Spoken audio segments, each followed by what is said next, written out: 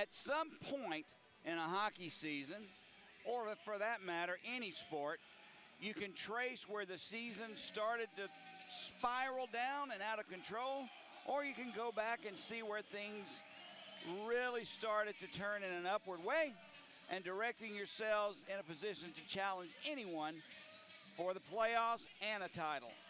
That point in the season may well be here tonight for the Birmingham Bulls. The question of which way it goes for the Bulls more than likely comes down to the next few games.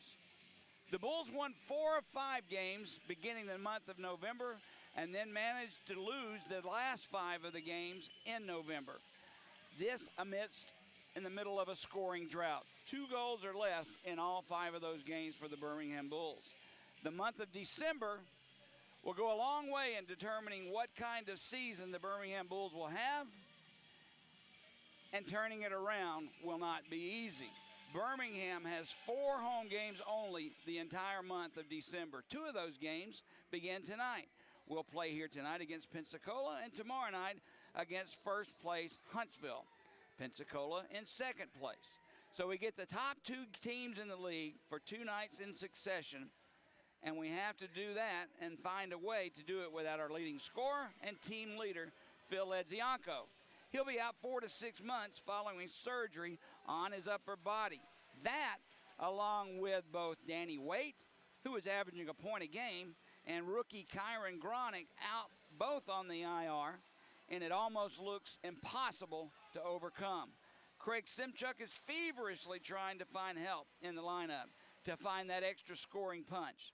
But finding another Phil Edzianko is just not going to happen. They don't grow him on trees, and there's no such thing as a hockey goal scorer tree. To add some offense, Simchuk and the Bulls traded Shane Murphy to the Fayetteville Marksmen for their leading scorer, Timmy Kent, in hoping to add more goals. Kent comes into the game tonight with 5 goals and 8 assists. That immediately puts him at the top of the Bulls standing and scoring, although he hasn't 1 point for the Bulls in a game.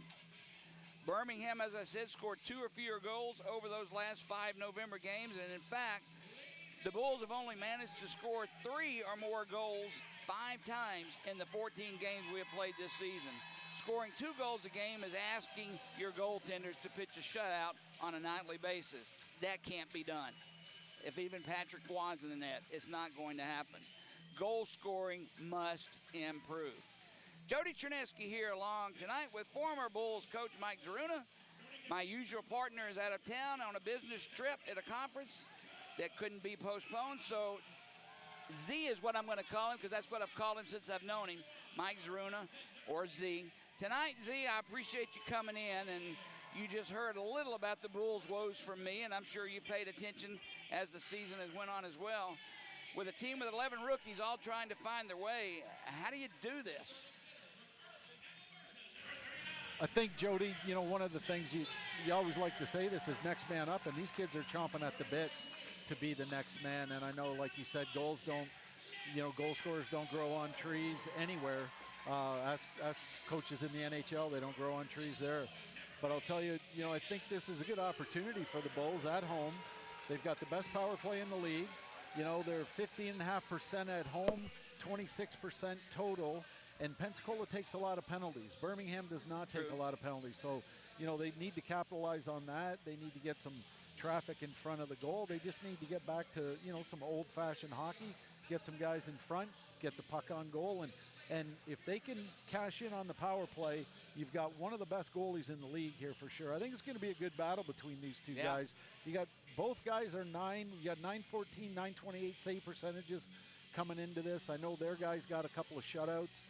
Hayden Stewart is a good goaltender, under 3. They're both under 3, and in this league, that's almost unheard of. So I think we're going to see a good game here tonight. Well, I hope you're right, and I hope for a change it comes out a little differently. Birmingham has only 1 home win on the season. We're a better hockey team on the road. How do you explain that? Yeah, lots of times you can't explain that. Sometimes guys just have that home and cooled off thing about them. And when you're on the road, you always have that little extra hunger, a little extra step. You want to take it to them when you're on the road. You don't get the last change. You're trying to hopefully run teams out of the building. You need to get that kind of demeanor in your own building as well. Make it a tough place to play. Birmingham is yet to win a game in regulation, Z, as well. That stat really just shocks me in and of itself. I don't believe I've ever heard of that before. We're going to pause real quick, though, before we get on with our national anthem. Oh, say, can you see by the dawn's early light what so proudly we hailed at the twilight's last gleaming, whose broad stripes and bright stars through the perilous fight o'er the ramparts we watched were still gallantly streaming, and the rockets' red glare, the bombs bursting in air, gave proof through the night that our flag was still there. Oh, say does that star-spangled banner yet wave o'er the land of the free and the home of the brave? All right, that guy's got a set of pipes on him. Does he, Every yeah. time they come in, he sounds like an opera singer. All right, starting lineups first for the visiting Pensacola Ice Flyers. Defensively, they'll go with Cooper Jones along with Loudon Pellinger. Up front, the line of Mike Moran, who's just been acquired from Fayetteville. He'll get a start for, first start that is, for Pensacola, along with Lucas Urasek and Ethan Price for Birmingham. Defensively, Doug Scott along with Connor Scahill. Up front, McGregor Sinclair, Kip Ledzianko, along with Colton Olenek. Starting goaltenders tonight. First for Pensacola, they'll go with Rico DiMatteo. He has a record of 8-3-0, a rookie, 2.61 goals against, and a .925 strong save percentage. For Birmingham, the veteran Hayden Stewart.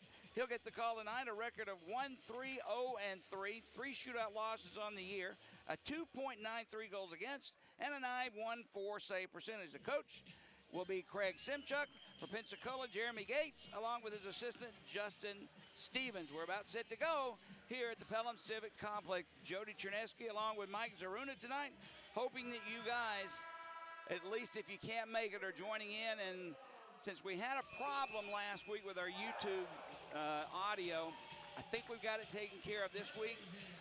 You can get on the online portion in the chat and let us know if it's good, not, or whatever you want to talk about. We'll respond to it in time as we're underway here at the Pelham Civic Complex.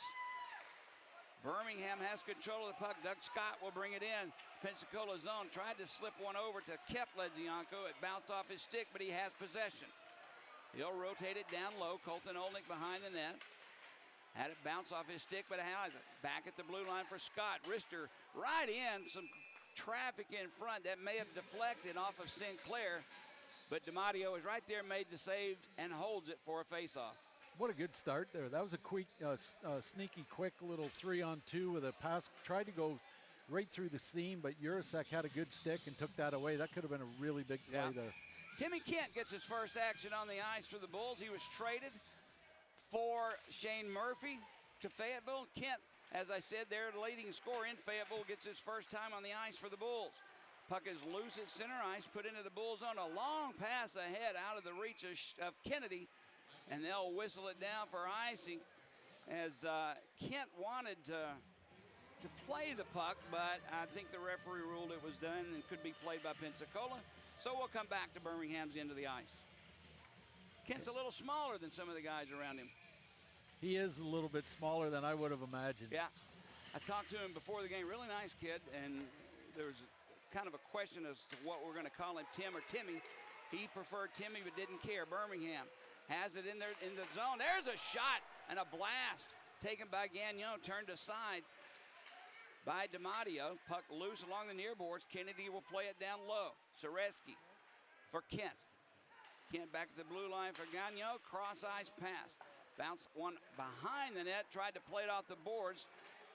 Intercepted by Faulkner, and he'll have a long pass through center ice. Tipped by Bronte. Comes right in on Stewart, who'll play it and leave it for Gagnon. He drops it back. Played along the far boards. Pensacola keeps it alive. One man went down. No call. Birmingham takes the puck and sends it into neutral ice. Just underway here. No score. Birmingham and Pensacola. As the puck is played at center ice, Zimmer deflected it down deep. Pensacola has it, though. Gaudet plays it near side for German. German just dumps one in. Out of his net, Stewart will play it and leave it for Sadovsky. Fought for along the far boards, popped up in the air. Gaudet plays it behind the net. Stopped there by Birmingham. Sherratt, along with Sadovsky, is played behind Stewart now along the far boards. Birmingham will try and escape through center ice. Tips one off the boards. Played, though, by Aromatario around the near side. Sinclair had it, lost it, comes loose, and is picked up by German, who'll skate away. 3 Bulls back defensively, so German just lifts one into the far corner. It bounced right in on Stewart, who plays it. Sherratt has it. Aaron Sherratt turns away, and there we go. At center ice, we got 2 guys going. That's Tyler German, and I can't see who it is for Birmingham. German gets down as Scaldi went down. I was following the puck as Scaldi is fired up, calling his own bench to let's go, guys. Scaldi goes to the penalty box, now hyping up the crowd. I was following the puck, Z. I didn't really see why or how it started.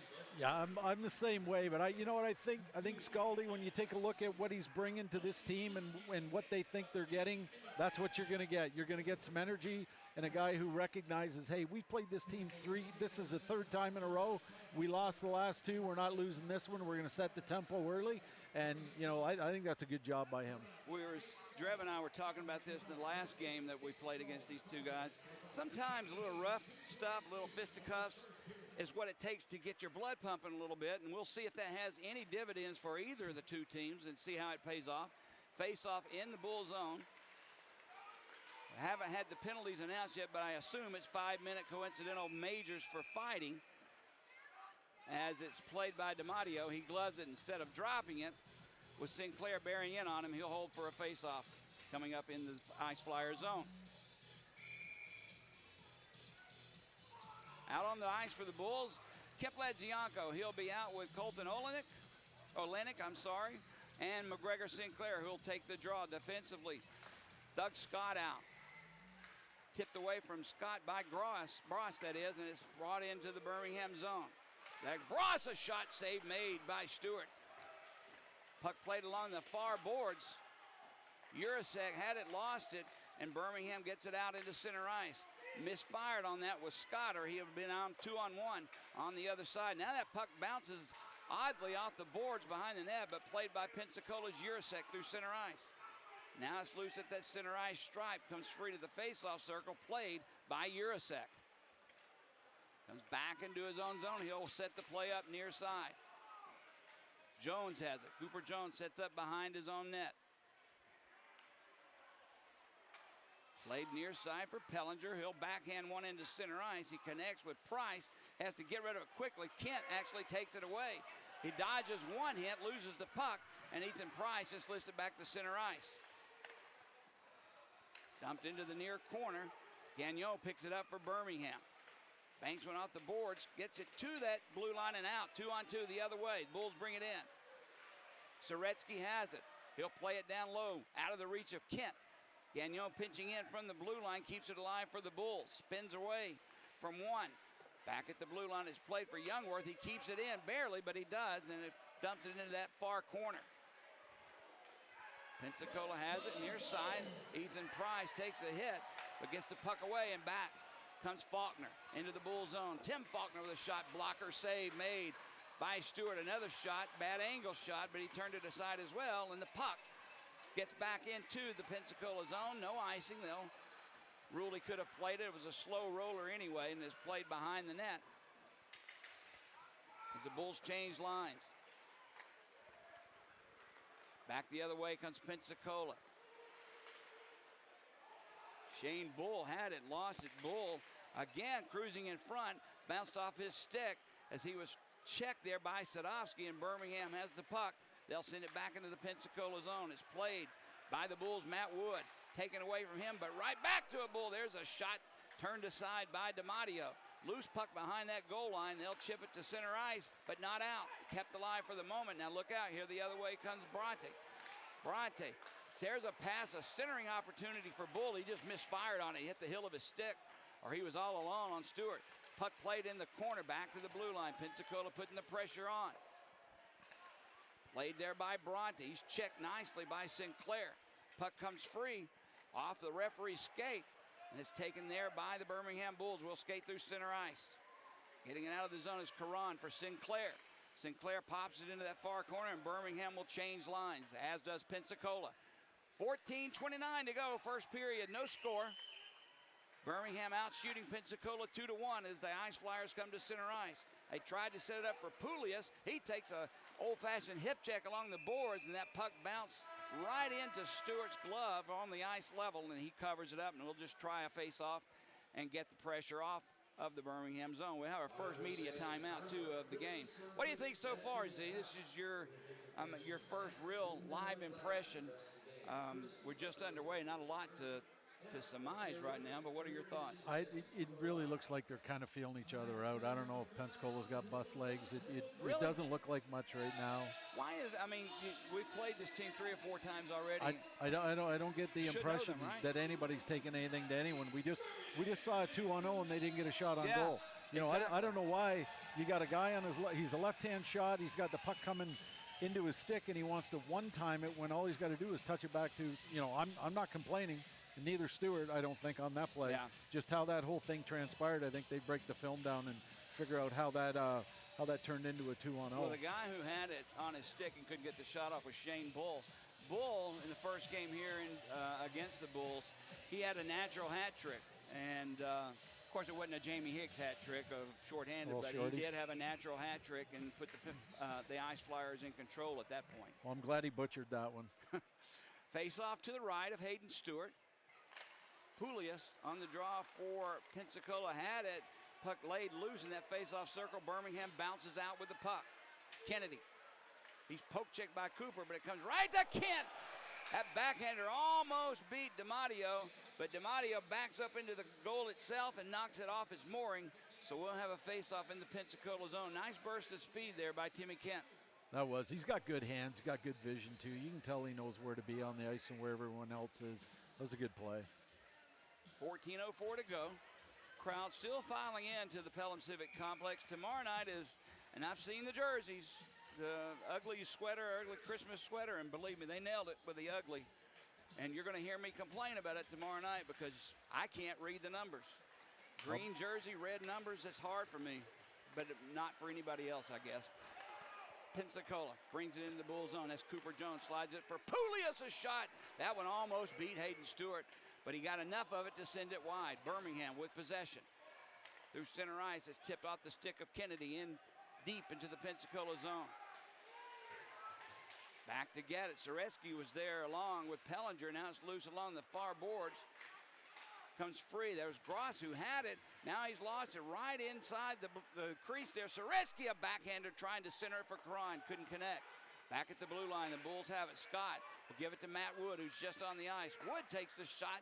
It goes behind the net. It is at a bad angle, and it clears all the way down the ice. Pensacola on the line change. Good, strong effort by Kennedy on that offensive play there. Back behind his own net, played by the Bulls.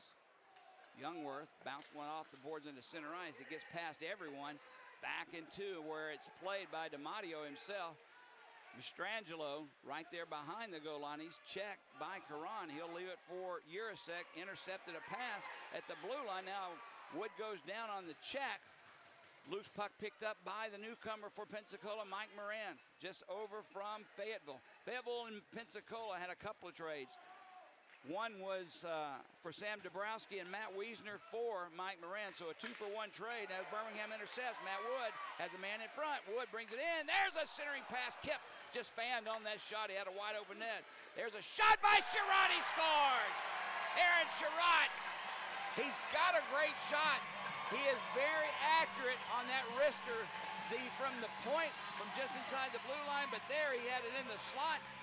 And Aaron Sherratt picks up his first goal as a Birmingham Bull, and the Bulls lead 1-0. Just a near miss turns into something good, and I was here this morning for pregame skate, watched a little bit of it, and noticed that shot this morning. Good to see him bury that. He's got an accurate shot with a little velocity on it. So if he can get it off, there's going to be something. If there's traffic in front, there's going to be a deflection, there's going to be a rebound. But nonetheless, finally connecting, Sherratt picks up his goal, first goal as a Bull. Here's the call. By number 4, Aaron Sherratt, his first goal as a Bull. The assist, number 48, Matt Wood, and number 91, Kip Ledzianko. And so Wood and Ledzianko with the assist. Played by Birmingham back to center ice. They'll lose possession as Gaudet has it. Well, Ledzianko won't lose sleep over that one-timer, will he? No, not anymore. Of course, his brother, Phil, is banked up in his bed. He's strict bed rest for 2 weeks. I know both brothers wish they were on the ice together. Birmingham Soretsky has it. He'll send it far wall. Picked up by Kent.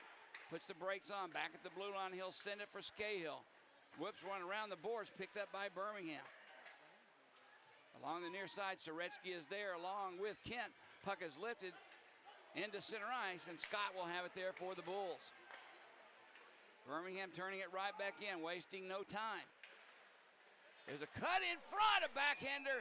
Save is made as Scahill took the puck at center ice, skated in on that right wing side, cut in front of the net, tried a backhander, but it didn't work. But still, nonetheless, a good offensive move by the defenseman. Was it ever, and by a D-man too. You don't expect that kind of stuff, and I'm No. sure they didn't expect that either. You don't see that happen a lot, guys making hard cuts and hard plays to the goal mouth like that.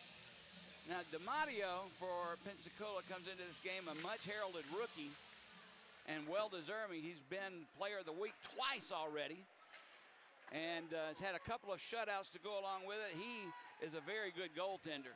Pensacola found a good one with him. Puck is in the ice flyer zone, played along the boards back to Wood. He'll slide it cross ice.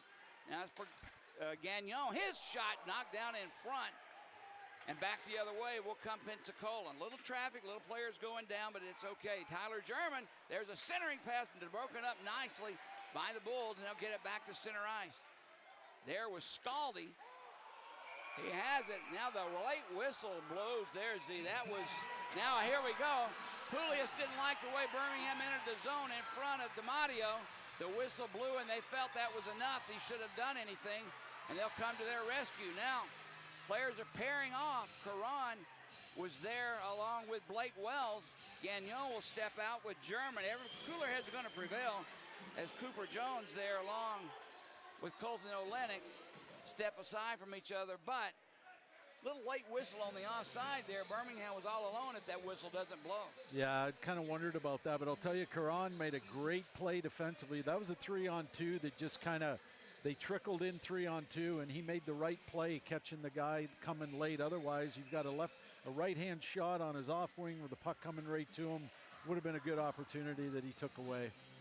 Birmingham up 1-0, 10:35 to go here in the first period on a goal by Aaron Sherratt, his first as a Birmingham Bull. Jurasek has it. He'll play it far side for Faulkner. They'll get it out of the zone. Sherratt will catch it there before it gets a chance to go deep. He'll slide it across for his defensive partner up through center ice. Knocked in by Sinclair. Mastrangeli and Kip Ledzianko going in after it. Tied up there. Faulkner comes in as well. Kip Ledzianko goes down, and a penalty will be coming up on Mastrangeli as Kip went down, and maybe a little theatrics, maybe not, but he did haul him down. That stick got underneath the skates, and Birmingham will go on the power play for the first time tonight. Yeah, I didn't see theatrics there. I think he took his feet. He couldn't move. He's trying to make a play. That goal for Birmingham came at 7:39. Birmingham on the power play, the first of any team this game. And as Z was saying before, Birmingham a very good power play. Power play is #1 in the league. 11 power play goals on 43 advantages, but they have, Birmingham that is, has given up 2 shorthanded goals on the year. On the draw, played by Pensacola's Wells, and he'll get it all the way down in on Hayden Stewart. That counts as a shot on goal, but he'll just slide it across, and Birmingham will escape the zone. 3 men back for Pensacola. Gaudette will catch up with it first for the Ice Flyers. Banks went off the glass, knocked down by the Bulls. Loose there, picked up by Sinclair. He keeps it in. He'll slide it near side into the corner, backhand around. Now a big hit on the far side, loose puck. Olenek sets it up near side. There's Matt Wood. Had a little trouble possessing it. He gets it back to Sadowski, and it bounced over his stick, and Birmingham has to vacate the zone. Colton Olenek brings it in. Kent calling for the puck, knocked away from him. It's loose in this near face-off circle, and it's cleared by Pensacola. Looking for a little sauce on that pass. That would have been a nice play. Kent, far side in the Bulls zone, slowly skates around behind his own net. We're under a minute to go in this Bulls power play. 9 minutes to go here in the first. Who's center ice? Kennedy has it taken away from him by Bernie. He couldn't sidestep Caron, and the puck is played by Timmy Kent, who will drop it for Caron. 3 Pensacola Ice Flyers waiting at the Bulls blue line as we'll skate it out. Near side Kennedy. He slides it for Zimmer. Back to Kennedy. Plays it back at the point. Birmingham keeps it alive. Caron has it. Cross ice pass. There's a shot, save made, rebound, loose. Suretsky had a chance at it, but he couldn't control it before a shot was taken. Now the puck is played along the near boards. Kennedy and Zimmer pinching in, trying to keep it alive, but Bross skates away with it for Pensacola. Kent is back defensively, along with Caron, who takes the puck away. We're down to 5 seconds on this power play, and that'll about do it for this time. Bross with a nice play defensively, almost poked it away. Pensacola has killed the penalty, and they're back at even strength. Waiting on the move. Birmingham has possession in their own zone. They'll skate through center ice now. Olenek brings it in. Olenek with a wrister save made, and a good one there by DiMatteo. Birmingham takes that rebound that went all the way to center ice, puts it right back in as the Bulls will change. Pellinger has it. He'll slide it near side for Omatario through center ice off the stick of Price. It gets past Stewart along the far boards. Birmingham will take it out. Gagnon will skate it into the Pensacola zone. Puts the brakes on. Slides it for Scaldi. Had it poke checked away from him by Wells, but it's loose. Birmingham has it. Kent with a shot.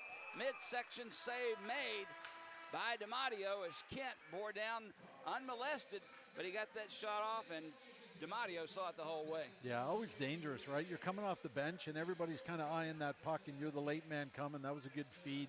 I don't know that he couldn't have stepped a little bit farther in and wired it, but good shot, good play. It's good to see Sherratt get that goal too, Z. His first few games as a Bull, you could tell he was a little nervous. He didn't want to step on the veterans' toes and the guys that have been here long. He didn't want to do too much. But that goal, maybe it does something for his confidence. Maybe it lets him step up a little bit more in play. Sherratt also came in with a little bit of a reputation, maybe because of just his size, but I think that the bloodline of Sherratt with his brother, Ben Sherratt, playing 9 years in the NHL, currently with the Red Wings in Detroit, maybe we just expected him to come out here and fight every shift, and it just doesn't work that way. Well, he's a big dude too, right? Yeah. He's 6'4", so the expectation there is get out there and prove it when you're that big. But he can play. He can also play. And, one thing, thinking about that power play that we discussed earlier, Jody, you can see where these guys fill that dead ice and where they know how to support the puck. And there's no wonder they have a 26% power play because they've all got good hands. They're smart, they see the ice well, and they fill the holes, and they support the puck really well. So hopefully it's a matter of time before they improve their home power play record. Shane Murphy in 3 games for Birmingham before he was traded to Fayetteville has 0 points in all those games. I should have, but did not check the stats. There's a deflection in front made by Birmingham. Kennedy with a centering pass. Kent with that deflection tried to set it back up. Now it's lost just inside his own blue line. Mastrangeli lost handle of the puck. Still loose. And it's chipped into the Birmingham zone. Mouth guard got knocked out of somebody's face over there far side. I think it was Shane Bull. He picks it back up, puts it right back in that mouth. Birmingham's Kennedy dumps it into the far corner. It's played back near side. Kennedy, nice steering pass. There was a shot by Kent. Somehow, save made by DiMatteo. Puck loose along that far boards. Birmingham has it. I do not know how Kent didn't score then. What a nice touch pass. Soretsky back for Sherratt. He takes a shot, knocked down by Urasek, and he'll skate 3. Gives it up to Shane Bull. Bull gets into the Bull zone. Dumps it into the near corner. Back at the blue line, no one was there. Pensacola was changing lines. That's Wood, brings it back in quickly. He slides it back to a trailer. That was Scaldi. He couldn't get the shot off. Loose puck. Far side, Pensacola will clear. Blake Wells dumps one in. It'll be played behind the net by Gagnon of Birmingham. Sidesteps one man, couldn't get it out. There's a shot by Romatario, save made through traffic by Hayden Stewart, and the Bulls will clear back into center ice. Tyler German gets past Scaldi. Zimmer on him as well. He gets the zone. Back at the point. Wells a shot. Penalty coming up on the Bulls. Played behind the net. Birmingham touches up. And hooking will be the call, as Birmingham will be on the penalty kill for the first time tonight. And if I'm not mistaken, that's that's Zimmer. Damon Zimmer will go in the box. He's another newcomer, Z, to the Bulls. He's only played about 3 or 4 games. He as well is trying to find his mark. And he's got the size. He's a centerman. I'd like to see him parked in front of the goaltender, especially on power plays. But he's not getting a lot of power play time.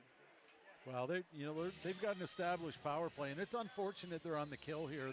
I think Gagnon would like to have that one back where he had on the weak side. We were wide open. We could have broke out, and then their counter play off his giveaway caused that power play. Unfortunate. Off the draw, Birmingham sends it back into the Pensacola zone. Sinclair directing traffic back to the blue line, making sure that Youngworth and Gagnon knows where to be as Pooley escapes. He had it poked away from him, but it's picked up by Bernie. He'll drop it back, and Pensacola will bring it in again. Blake Wells backhands a pass back to the blue line. There's Poulias with it. In front, looking for a deflection by Wells. That one was deflected, but well wide of the net. Played far boards by Rhodes. Near side, Poulias. Back to Rhodes. Walks in, score. Wrister from the top of that far face-off circle. And on the power play, Pensacola ties this up at 1. Just a great shot by Rhodes. Yeah, he ripped it. And, what a good play. They're looking for that tip play. They had the sticks in the middle of the ice. We kind of collapsed the box a little bit, which gave him that opportunity to step in. And you're looking at a young kid who's, I think he's leading the league in scoring right now. He's first from a rookie perspective anyway. So good shot. He was drawn up well. Not a lot Hayden Stewart could do about it either. I mean, it was labeled for the top shelf, and you can't hardly save one that's just whistling by your ear. Kid, he had a lot of runway, right? Like there was a lot of room for him to move in there. So that box collapsed a lot with the 2 in the middle of it. We'll get the call in a minute, but nonetheless, the goal will tie the score up at 1. Here's the call. 79, Sam Rhodes. The assist, number 16, Andrew Poulias. And number 42, Cooper Jones. Goal scored at 15-11. 15-11, the time of the goal. Pensacola has the puck in the Birmingham zone. They'll circle around behind Stewart. Back at the point is played for Romatario. We're at 5-on-5 hockey. Romatario with a shot from just inside the Bulls' blue line found its way all the way to Stewart, and you may have heard the thud. He makes the save and then grabs it with his glove. A lot of traffic in front of Hayden Stewart. A lot of traffic, Z. 100 years ago, that wouldn't be seen as a good play. When I say 100, maybe 20 years ago. Yeah. But kids have such good sticks these days. They can get their sticks on everything. You think Joe Pavelski and guys like that in the NHL that were doing it for years and made a living off of that stuff. And you sift it in there, and it's going to be problematic. And there was a lot of traffic. I do believe in the greasy goals. I do believe in the dirty goals. I do believe that they have a way of turning a game when you work, and it still doesn't pay off into a goal, but another team takes the puck and dumps it in, and it banks off somebody's rear end into the net. That's demoralizing to the team who gave it up. but those greasy goals are what you need to win hockey games these days. And what happens when you get close to the blue paint? Then you're drawing attention. You're bringing a D-man to you, and the more bodies you get there, if you're not willing to go to the blue paint and kind of take the punishment, then you're not going to get the greasy goals. And that's what it is. It's punishment. You're going to take it from the sticks. You're going to take it from the elbows. You name it. Back to action. Puck drop. Played along the near boards. Back behind the net. Sadowski's there for Birmingham.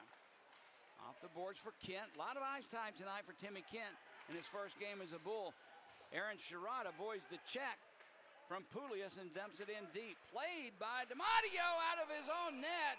And right there on the spot was Birmingham's Sadowski. Kevin Sadowski got the shot off, but DiMatteo found his way back in and made the save.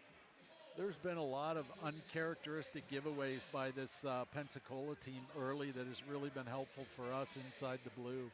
That was unfortunate he got back, but he did make a nice play to get back in there. I want to ask you something about the turnovers. Next stoppage of play we have. Face off to the left. DiMatteo won by Pensacola. Played by Jones around the near boards and tipped by Bross, that is, back into the Bulls' zone, and icing is called. Let me ask you about the giveaways. You've been a coach. You were the coach of the Bulls. When a giveaway results in a good scoring chance for you, the team that actually gave the puck away, sometimes that happens. But when it results in a goal the other way, exactly what are you telling the players that gave that puck away when they come? Do you say anything to them or just give them the look? Well, it all depends, though. Usually when there's a goal scored, there's a breakdown. And if the giveaway was the result of the breakdown, then, yeah, something has to be said. Off the draw, Pensacola has it. Jones sets it up far side for Rhodes. Rhodes' shot is deflected by Scahill into the netting out of play. So we'll have a face-up to the right of Hayden Stewart. I imagine when you were coaching along with Dennis DeRozier, there were a lot of words that can't be mentioned on the air that Rosie and you may have had for somebody that tried to do a little too much at the wrong time. Yeah, I mean, that's just part of it, right? I imagine it still happens today. Oh, I'm sure it does. I've seen it happen right here. Right as we speak, Craig Simchuk giving an earful to Soretsky.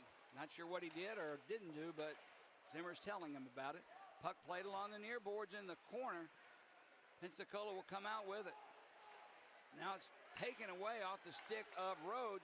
Birmingham will take it far side. Wood coming in through the slot.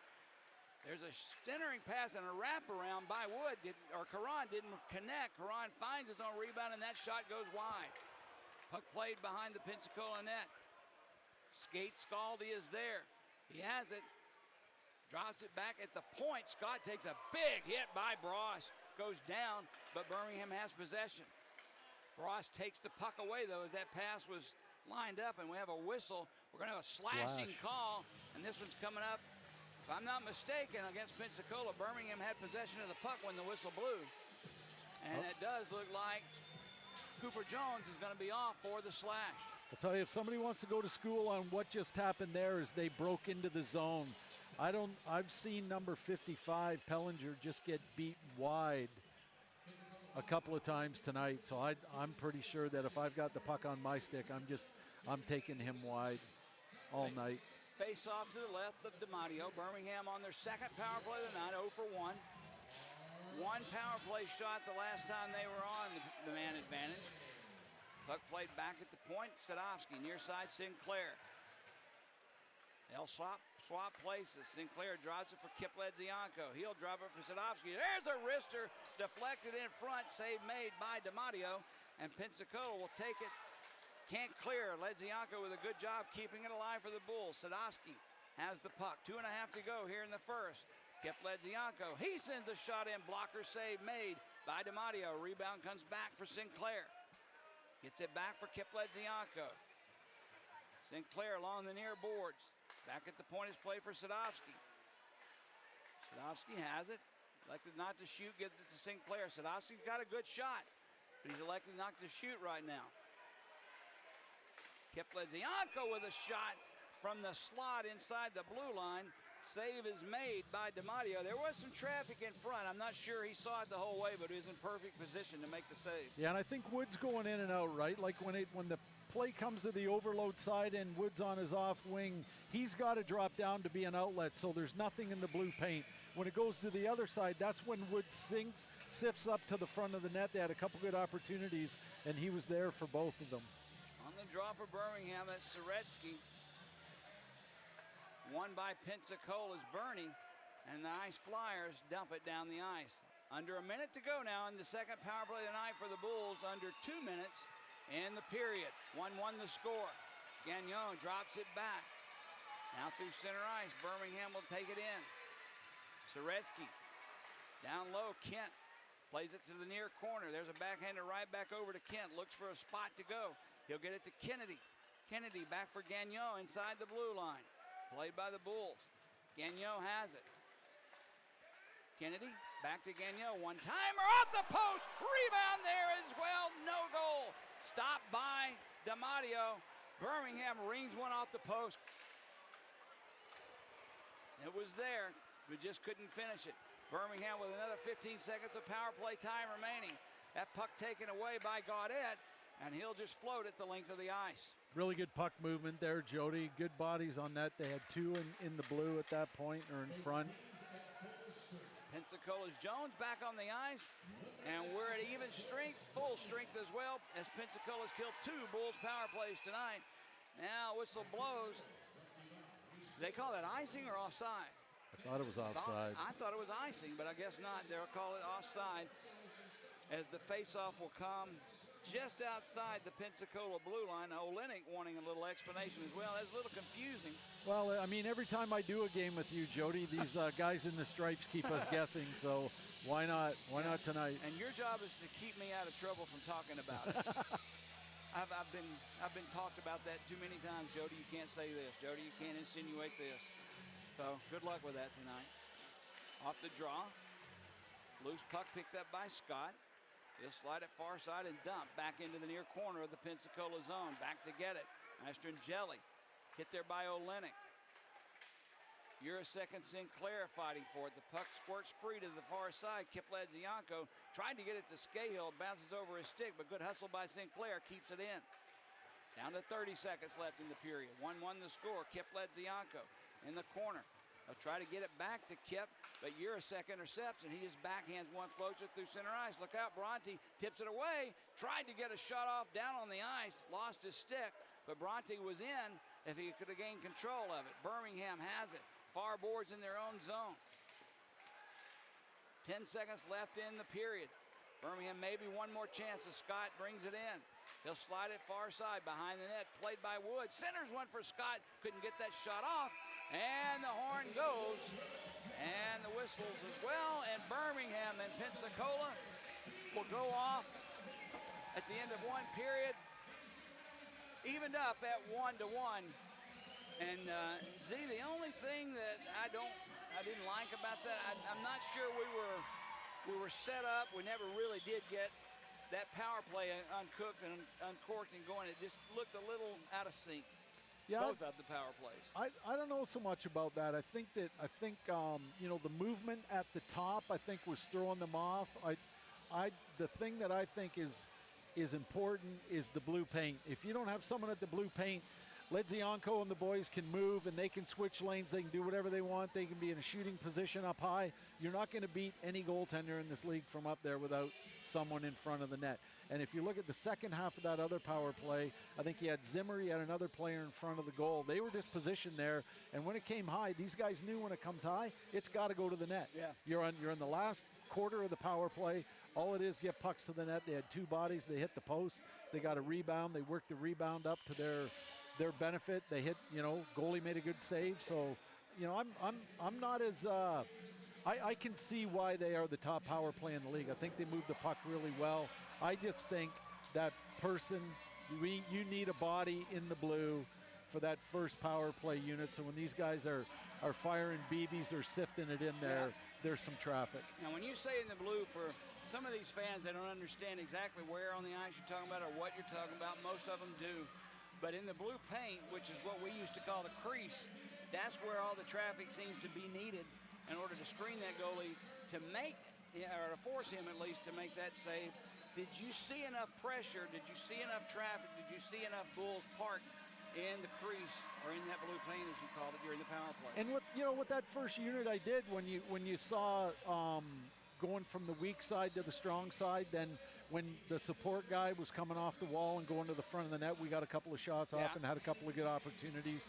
I think we've got some really skilled players, and they're making good passes, they're making good plays, but everything has to boil down to the shot on the net and someone either in front of the goaltender or someone there to get the rebound. And if you don't have the bodies there and you can't outnumber them, you're not going to have success. Greg Drev, as the fans know him as, he, as from a goaltender's perspective, as he was a goalie for the Bulls, he always talks about the shots coming in from the point, the shots coming in from the blue line, the shots coming in from close to the blue line. If they're low, if they're a foot off the ice, that's trouble for any goaltender. The higher the shot gets, the easier save it is for the goaltender. Birmingham, at least at that point, did force DiMatteo to make a few saves and find the rebound where it was and making those low shots. And I was very, like I said, as when he scored the goal, Aaron Sherratt, that he just has a good wrist shot from the point, from inside the blue line. I can't imagine what it would be like to be one-on-one and him coming down on a breakaway and shoot that wrist shot 10 foot in front of the goalie. There's no way you could stop it if it's on mark. Yeah, he's a big boy, right? So he's got something behind that. And he got a lot on the one that he scored. And again, like Ledzianko, he'll sleep well tonight. His brother may not, but he will, even though he whiffed on that one-timer. I talked to Kip before the game about Phil, and he explained to me exactly just how bad it was. His fiance is in town, luckily taking care of Phil. But when he came home from the hospital, he said, Jody, I'd never seen my brother in that type of situation. Now, he didn't want to say he was upset, crying, or whatever, but you could tell even Kip was worried about his brother. He said he's never been in that pain before in his life. But geez, when you have your pectoral muscle ripped from your bone, completely off the bone, that cannot be anything that feels remotely good about that. I've never seen that in 20 years of doing hockey. I've never seen it. Yeah. But I've seen it I've seen it in football players. Well, we usually see the bicep, yeah, being torn, and I've actually seen it happen. A friend of mine was lifting something, and I heard him go, "Oh!" And when I looked, his whole muscle in his arm had rolled up to basically his shoulder, and you knew there was a problem. And the funny thing about it was, he said, that really didn't hurt. It just shocked me. It was like an electrical shock, he said. Yeah, I had the same thing happen with a bicep tendon in my right arm. Yeah. And it hurt like hell. Like someone was cauterizing my arm for like 4 or 5 seconds. Like it burned really. And then after that, you just don't feel it. And then you've got luckily I have no biceps to speak of. So when it rolled up, you couldn't even tell it was up there.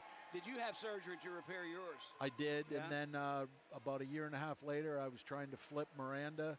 Miranda, for those who are listening, is who? Youngest daughter. Yep. So we're out in the boat where I was trying to get her on a big froggy flotation device, and I held onto the device with my left arm and went to grab her with my right arm and flip her up, and felt that same burning sensation. And I'm like, I'm not stitching this up again. I'm done. Well, I do know that the friend I was talking about, when he tore his bicep off the bone, it was at least 5 months before he could, carry the groceries inside. Now, when you're a hockey player, that's even worse. You're asking your body to do things that, physically it can no longer do. I don't know. The doctors have said 4 to 6 month recovery time, but that's if he follows everything, all of the rehab, and make sure he doesn't use that arm at all for the first month that he's out. That's harder to do than anything. That'd be the difficult part, yeah. Well, either way, we're hoping and praying that Phil will at least respond well to his treatment. I hope this surgery is taking care of it, and he'll bounce back in a big way next year. He's a great guy, and I had the honor of doing the immigration work for both he and his brother from Belarus, or Belarusia, or Belarus, whatever you want to call it. And I had a chance to spend a lot of time both on the phone and in person with him, and I couldn't feel worse for anybody than Phil. He brings everything he can to every game, every night, and this is a spot where you can really tell we miss him. Yeah, definitely. I mean, really, really good hockey player, and to hear what everybody else has to say about him, just a really good guy, which most hockey players are. Yeah, so you're right. That's too bad. Hockey players, I've always said, they are the toughest people I've ever seen. I always talk about Jeremy Roenick. Jeremy Roenick in the NHL, and I forget which team he was playing for. It may have been Chicago at this time. He broke his jaw, and I don't know, 5 minutes into the game, into the first period. And of course, he's in so much pain. They help him off the ice. He goes to the locker room. And 5 minutes into the second period, here comes JR, here comes Roenick back on the ice with a face mask on to play hockey. Now, I'm telling you the truth. If something like that happened to me and I break my jaw, the first thing I'm asking for is medicine to put me asleep, knock me out. I don't want to move. This kid gets up and plays hockey. So it's in their mentality, like you said, to come back, and I maintain they're the toughest people I know. I don't want Phil to rush it, though. He needs to be ready to play, not wanting just to play. Yeah, definitely. And I've never seen that injury, like I said, in all my years of being around hockey. So I wouldn't even be able to tell you if it was an accelerated, time, how quickly he could get back or whatever. You know, you said that, and when I was talking to Kip earlier, he said something similar to that. He said when they were in the hospital and in the doctor's office, of course, you have great orthopedic surgeons here in Birmingham. There's a lot of sports medicine clinics. It's kind of where it was invented, if you want to know the truth, with Dr. Lemack and his crowd.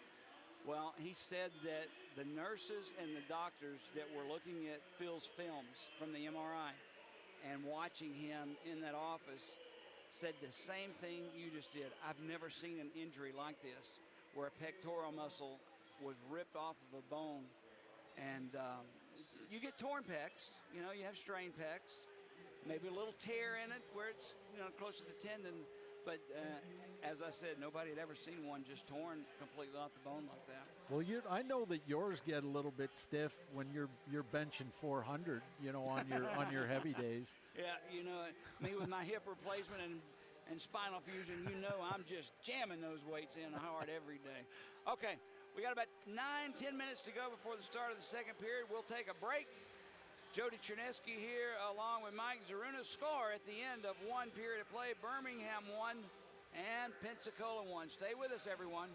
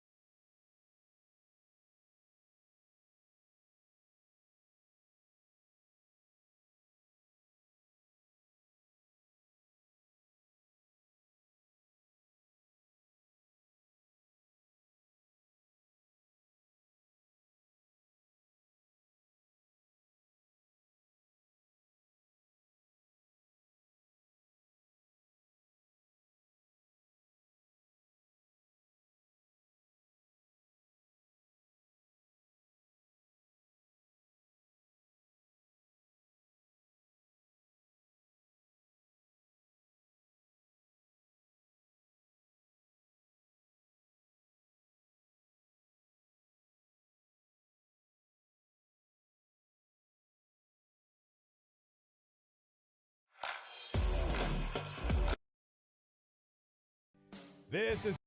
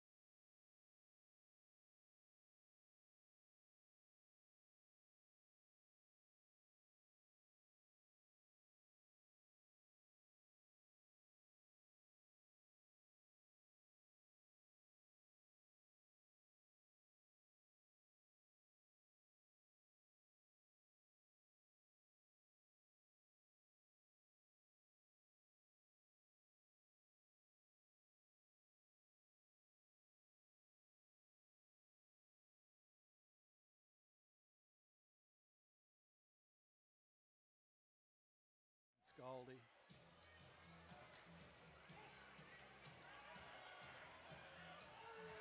All right, 8:30 to go here in the second period. Scaldi going off the ice. It'll give Pensacola their third power play of the night. They're 1 for 2 thus far. If you're listening or trying to listen, that is, on YouTube, I made a couple of adjustments. Let me know if that's working or not. Penalty on Birmingham. It'll be face-off to the right of Hayden Stewart. Won by the Ice Flyers. Comes to Jones. Cooper Jones has it. Near side Rhodes. Plays it down low. Try to get it back to Rhodes. Off the heel of his stick, but Rhodes finds it. Now Jones has it. He'll skate to the slot. Drops it back to Rhodes. Top of the face-off circle in front. Looking for a deflection from Wells. Still loose. Comes to Rhodes. Takes a shot. Save made by Stewart. Puck bounces behind the net. Pensacola putting the pressure on.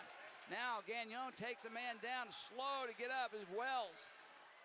Tapped by Birmingham, but not out. Jones keeps it alive. It has not left the Birmingham zone. There's a shot whistled high and wide. Rhodes has it near boards for Jones. Far side played by Pensacola. Jones has it.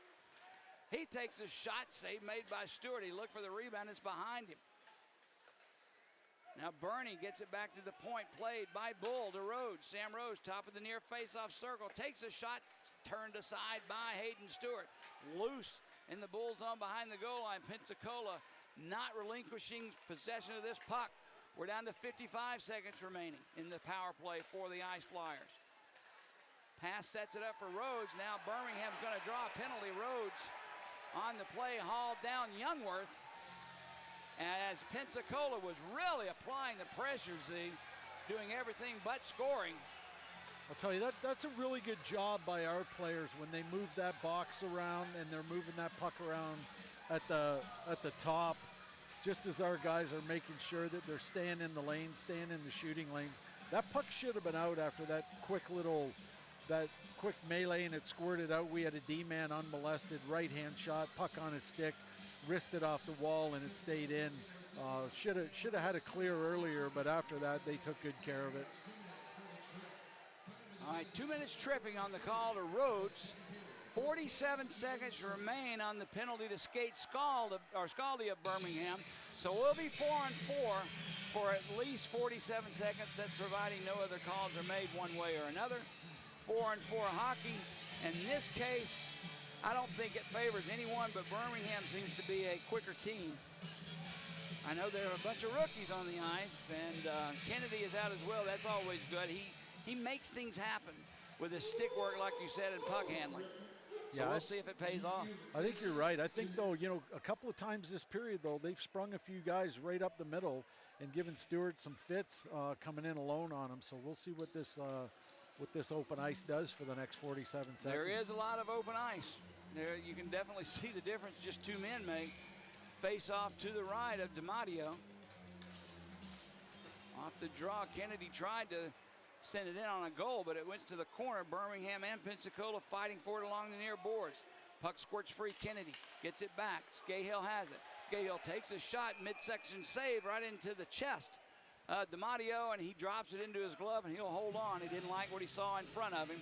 34 seconds remain on the penalty to skate Scaldi.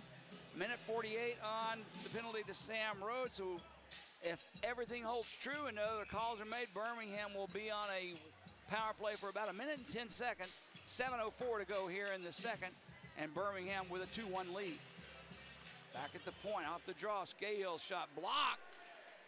And down on the play, taken away there, look out, Mike Moran takes a shot on the breakaway, and he made the save, Hayden Stewart did, but Bronte still down on his knees. He's crawling to the bench. He absorbed that shot from Scahill, and that one stung. Now he's not even putting any weight at all on that right leg. You have to feel for him. You know that has to hurt. Oh, you don't like to see that. No. Usually they hop right back up and slowly skate to the bench, but he could not get on his skates. He was down on all fours. He's really upset. I mean, you can see the look of pain on his face. We'll keep an eye on him for there, but. True hockey player. Yeah. Didn't stay on the ice, did he? Bronte comes back. We'll see if he gets his next shift off the draw.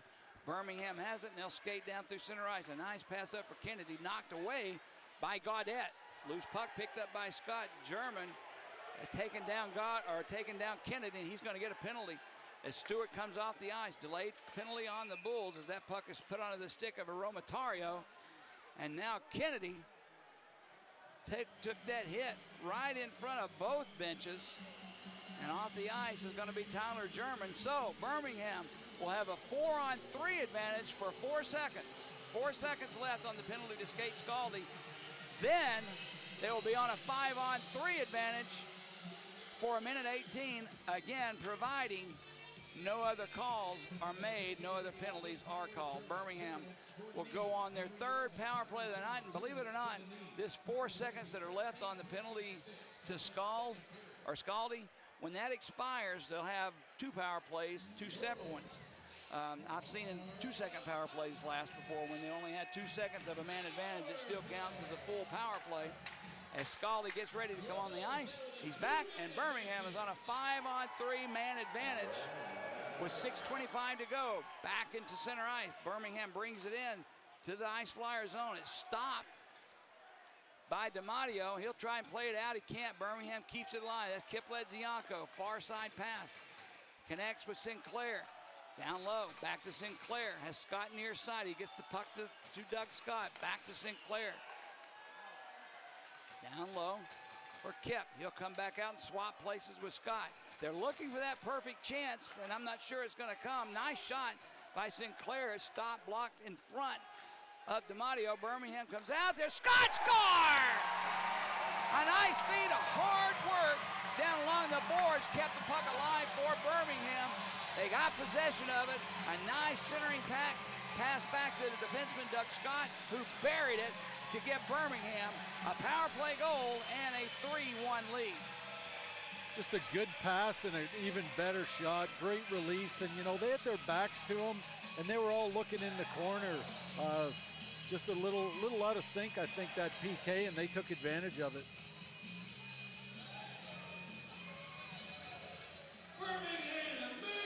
All right, as we get set, we'll get the call in just a moment. We're still adjusting the levels here on our YouTube feed, so please let us know. Keep sending the messages if it's good or not. We can't really go any higher. Birmingham with a 1-minute man advantage, 5-on-4 hockey. That goal came with a 5-on-3 advantage, so we're back on another power play. Here's the call. For Doug Scott, his 4th goal of the season. The assist, number 48, Matt Wood, and number 39, Matt Gregerson. Wood and Sinclair on the assist. 3-1 lead for Birmingham. 45 seconds of power play time remaining. Timmy Kent has it. Nice feed over side of the net for Zimmer. He couldn't get the shot past the defense. Birmingham keeps the puck alive. Damon Zimmer, he takes the shot, goes behind the net. Kent trying to catch up with it. He does. Keeps the puck into the corner. Now it's played back to where his spot was, and it escapes the zone. Hayden Stewart will play it and leave it for Gagnon. 20 seconds of power play time remaining for the Bulls. 4:50 to go here in the second. Birmingham up 3-1. Timmy Kent gains the center ice stripe. He'll bring it in. Nice pass cross ice for Zimmer. Didn't connect, though. It bounced over his stick. Down to 3 seconds, and that'll do it. Pensacola is back at full and even streak in the Birmingham zone. Bross gets past Sherratt. He couldn't control the puck, though. It bounces off his stick. Gagnon has it. Intercepted by Poulias. Now 2 players go down at center ice. That was Caron and Jones, who's slow to get up. There's a centering pass in front for German. He can't control it. Jones laboring out there. He sends a pass across ice. A shot taken, save made by Stewart. Tyler German takes a hit by Sherratt. There's a centering pass that didn't connect. Jones has it. One-timer. Pellinger with a shot.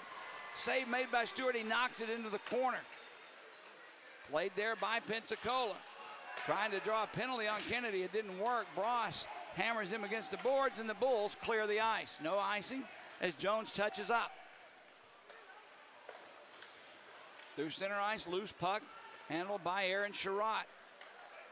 He'll drop it back, and Birmingham's Olenek deflects it and tips it into the Pensacola zone. Kip Ledzianko intercepted that pass from DiMatteo himself, but there were no bulls in front of the net. It was a wide open net too. Cooper Jones plays it behind his own net. It gets past Pellinger. Loose just behind the goal line. Tip along the near side for Jones. Birmingham applying the pressure, doing a good job forechecking. Puck gets back to that center eye, or the blue line, back the other way. Shane Bull has it. Scahill back defensively. Bull, nice pass. Save made off the stick of Blake Wells. Hayden Stewart. It was just he and Blake Wells, and he got that left glove on it. And almost like a shortstop, snatching a line drive out of the air, Hayden Stewart keeps the Bulls lead at 2. What a great save, and he saw that play develop. That was a good hard pass cross ice, and he adjusted and came out, and his feet were still moving when he made that save. That's a heck of a save right there. Like you said, you saw it coming, and most times if a goalie sees the puck, they can make the save, but that was a nice shot coming in on an odd man rush. And you just gain momentum in this hockey game. The only way you can do it is make a save to keep that momentum, and he did. Through 2:59 to go here in the second period. 3-1 Bulls lead. 2 second period goals. First from Aaron Sherratt. I'm sorry, that was in the first period. First goal in the second period was scored by Sean Kennedy, a shorthanded goal, his 3rd of the year. And the last one, Doug Scott, his 4th goal of the year on the power play, assisted by Matt Wood and McGregor Sinclair. That one at 14-13 of the second. And Birmingham will try and keep that lead at least at 2 into the locker room with less than 3 minutes to go. Face off in the Bull zone. Shane Bull on the draw for Pensacola. And I believe that's Kennedy for Birmingham. It is, and he may be tossed. He came in a little too early. They'll try it again. Puck is dropped. Pensacola has it along the near boards, sends it in behind the Bulls net. Scahill tips it around the far side. It's played by Kent. Through the legs of Scott, through center ice, Pensacola will tap it right back in. Timmy Kent with the puck. He'll wait for some reinforcements. He'll step out in front of Hayden Stewart, curl back, tries to get away from Shane Bull. Sets it up for Scahill. Look out, that one's almost intercepted. Birmingham fortunate there. Brought into the Pensacola zone. Now Scott goes down, and he's not going to get up. Scott went down awkwardly off the check from Mastrangeli, and he's still on all fours. He cannot get up. That's a dangerous one. We don't need to lose him. Pensacola, though. Shane Bull takes a shot. This one goes high and in the net. The fans are furious, irate that it didn't blow the whistle, but that's not the way it works in hockey. No, unfortunately, it's not. Birmingham's best defenseman is still down on all fours, his face into the ice as the trainer comes out on the ice to assess what's going on. But I saw a little bit of that play, Z, and he and Mastrangeli collided at the far boards, and he took the hit awkwardly. Yeah, I didn't see it. I saw the puck go away, and I was following the puck. We've already got so many injuries plaguing the Bulls, and we start with Phil Edzianko, and we can go to Danny Wade and Kyron Gronick, and now it's good to see Doug Scott back to his feet, but he's definitely not feeling good. He's doubled over, hands on knees as he gets back to the Bulls bench. Z, you keep an eye on him and see what the trainer does. Hopefully he won't go to the locker room. He's back at the bench now, but he is making his way to the tunnel, and that's where he's going. That's unfortunate. No, that's not good. It's a Down big another loss. man. The life of a coach is not easy in hockey, is it? No. Wow. Off the draw, Pensacola has it. Romatario scores. He just gets a wrister from a foot inside the blue line with traffic in front, and that puck was kind of fluttering as well. It beats Hayden Stewart, and we're back to a one-goal hockey game at 3-2. 17:49, the time of that goal.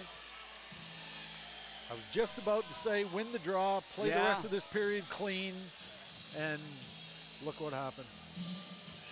Well, it all started with the injury to Doug Scott, and then it seemed to progress to this, and none of it is what we want to see. None of it. All right, back to action. We got to finish at least the period. Here's the call. Nick Romatario. The assist, number 6, Tyler Burney. Goal scored at 17:49. 17:49, and Romatario the goal. his third of the year, assisted by Tyler Burney, and it's a 3-2 hockey game. Pensacola with the puck in their own zone. Dangerous cross-ice pass, but it connects with Wells. Sets it up for Rhodes. Rhodes takes a shot. Glove save made by Hayden Stewart. Now behind the net, here we go. Pushing and shoving. Now another man from Birmingham comes in. He didn't like what he saw. Now at least armed. That Scaldi came in. He really didn't like something that was happening with Aromatario, and he grabs him. He's thrown a few punches. Gloves still on. Now his gloves come off. Scaldi gets away from the linesman. Aromatario held by the other one. I didn't see what incensed Scaldi so much, but I hate to say this, and it's going to sound bad, but I'm glad to see it. I mean, that speaks well for taking up for your teammates, if nothing else. Yeah, and I didn't see what incensed him either. And as long as he doesn't get an additional 2, yeah, I'm fine with whatever he did there. Well, we'll find out in a moment. Both Ethan Price of Pensacola, their captain, and Colton Olenek got the word. Here's the call. Aromatario, 2 minutes for roughing. All right, we're still waiting. Aromatario 2 for roughing. Number 4, Nick Aromatario, 2 minutes for roughing. Birmingham penalty number 8, Skate Scaldi, 2 minutes for roughing. All right, so coincidentals for roughing. I can live with that. Yeah, we'll take that. I still want to know what incensed Scaldi so much, because he came in flying from the far side. I think we're fortunate. He came off the top rope there. Yeah.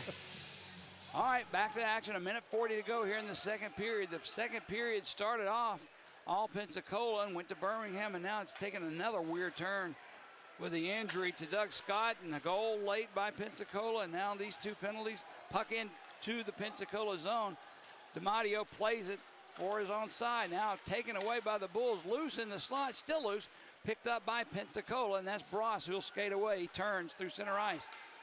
Big hit at center ice. Bross goes down. Sherratt nailed him up high, a good clean hit, and he went down. Now Sherratt avoids another hit. He has the puck. Taken away, look out, here comes Jones. Cooper Jones on a breakaway, comes in. Save made by Stewart. Puck is in the corner, the referee's hand is up as if to call a penalty, or maybe it went out of play. But that one started with a big hit by Aaron Sherratt, but resulted in a Cooper Jones breakaway for Pensacola, and Stewart slams the door shut.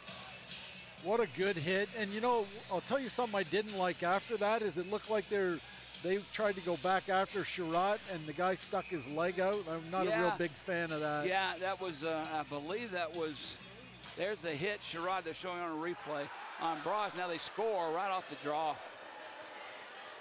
Olenek down, just looking at the puck.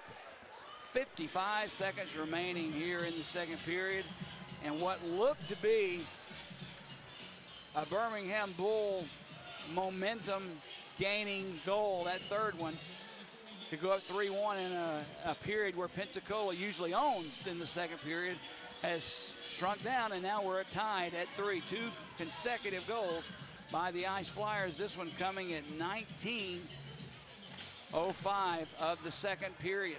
We'll get the call in a moment. Back to action. Birmingham will try their own way. It's just a weird way this period's ended. Sends the puck into the Pensacola zone. It's played there by Kent.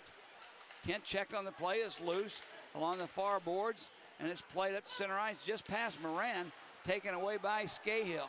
Scahill has Kent, or Olenek far side. He'll play the puck in front, steered aside by DiMatteo, and Pensacola will skate away. They lose the puck, though, and it's now taken away again by Pensacola.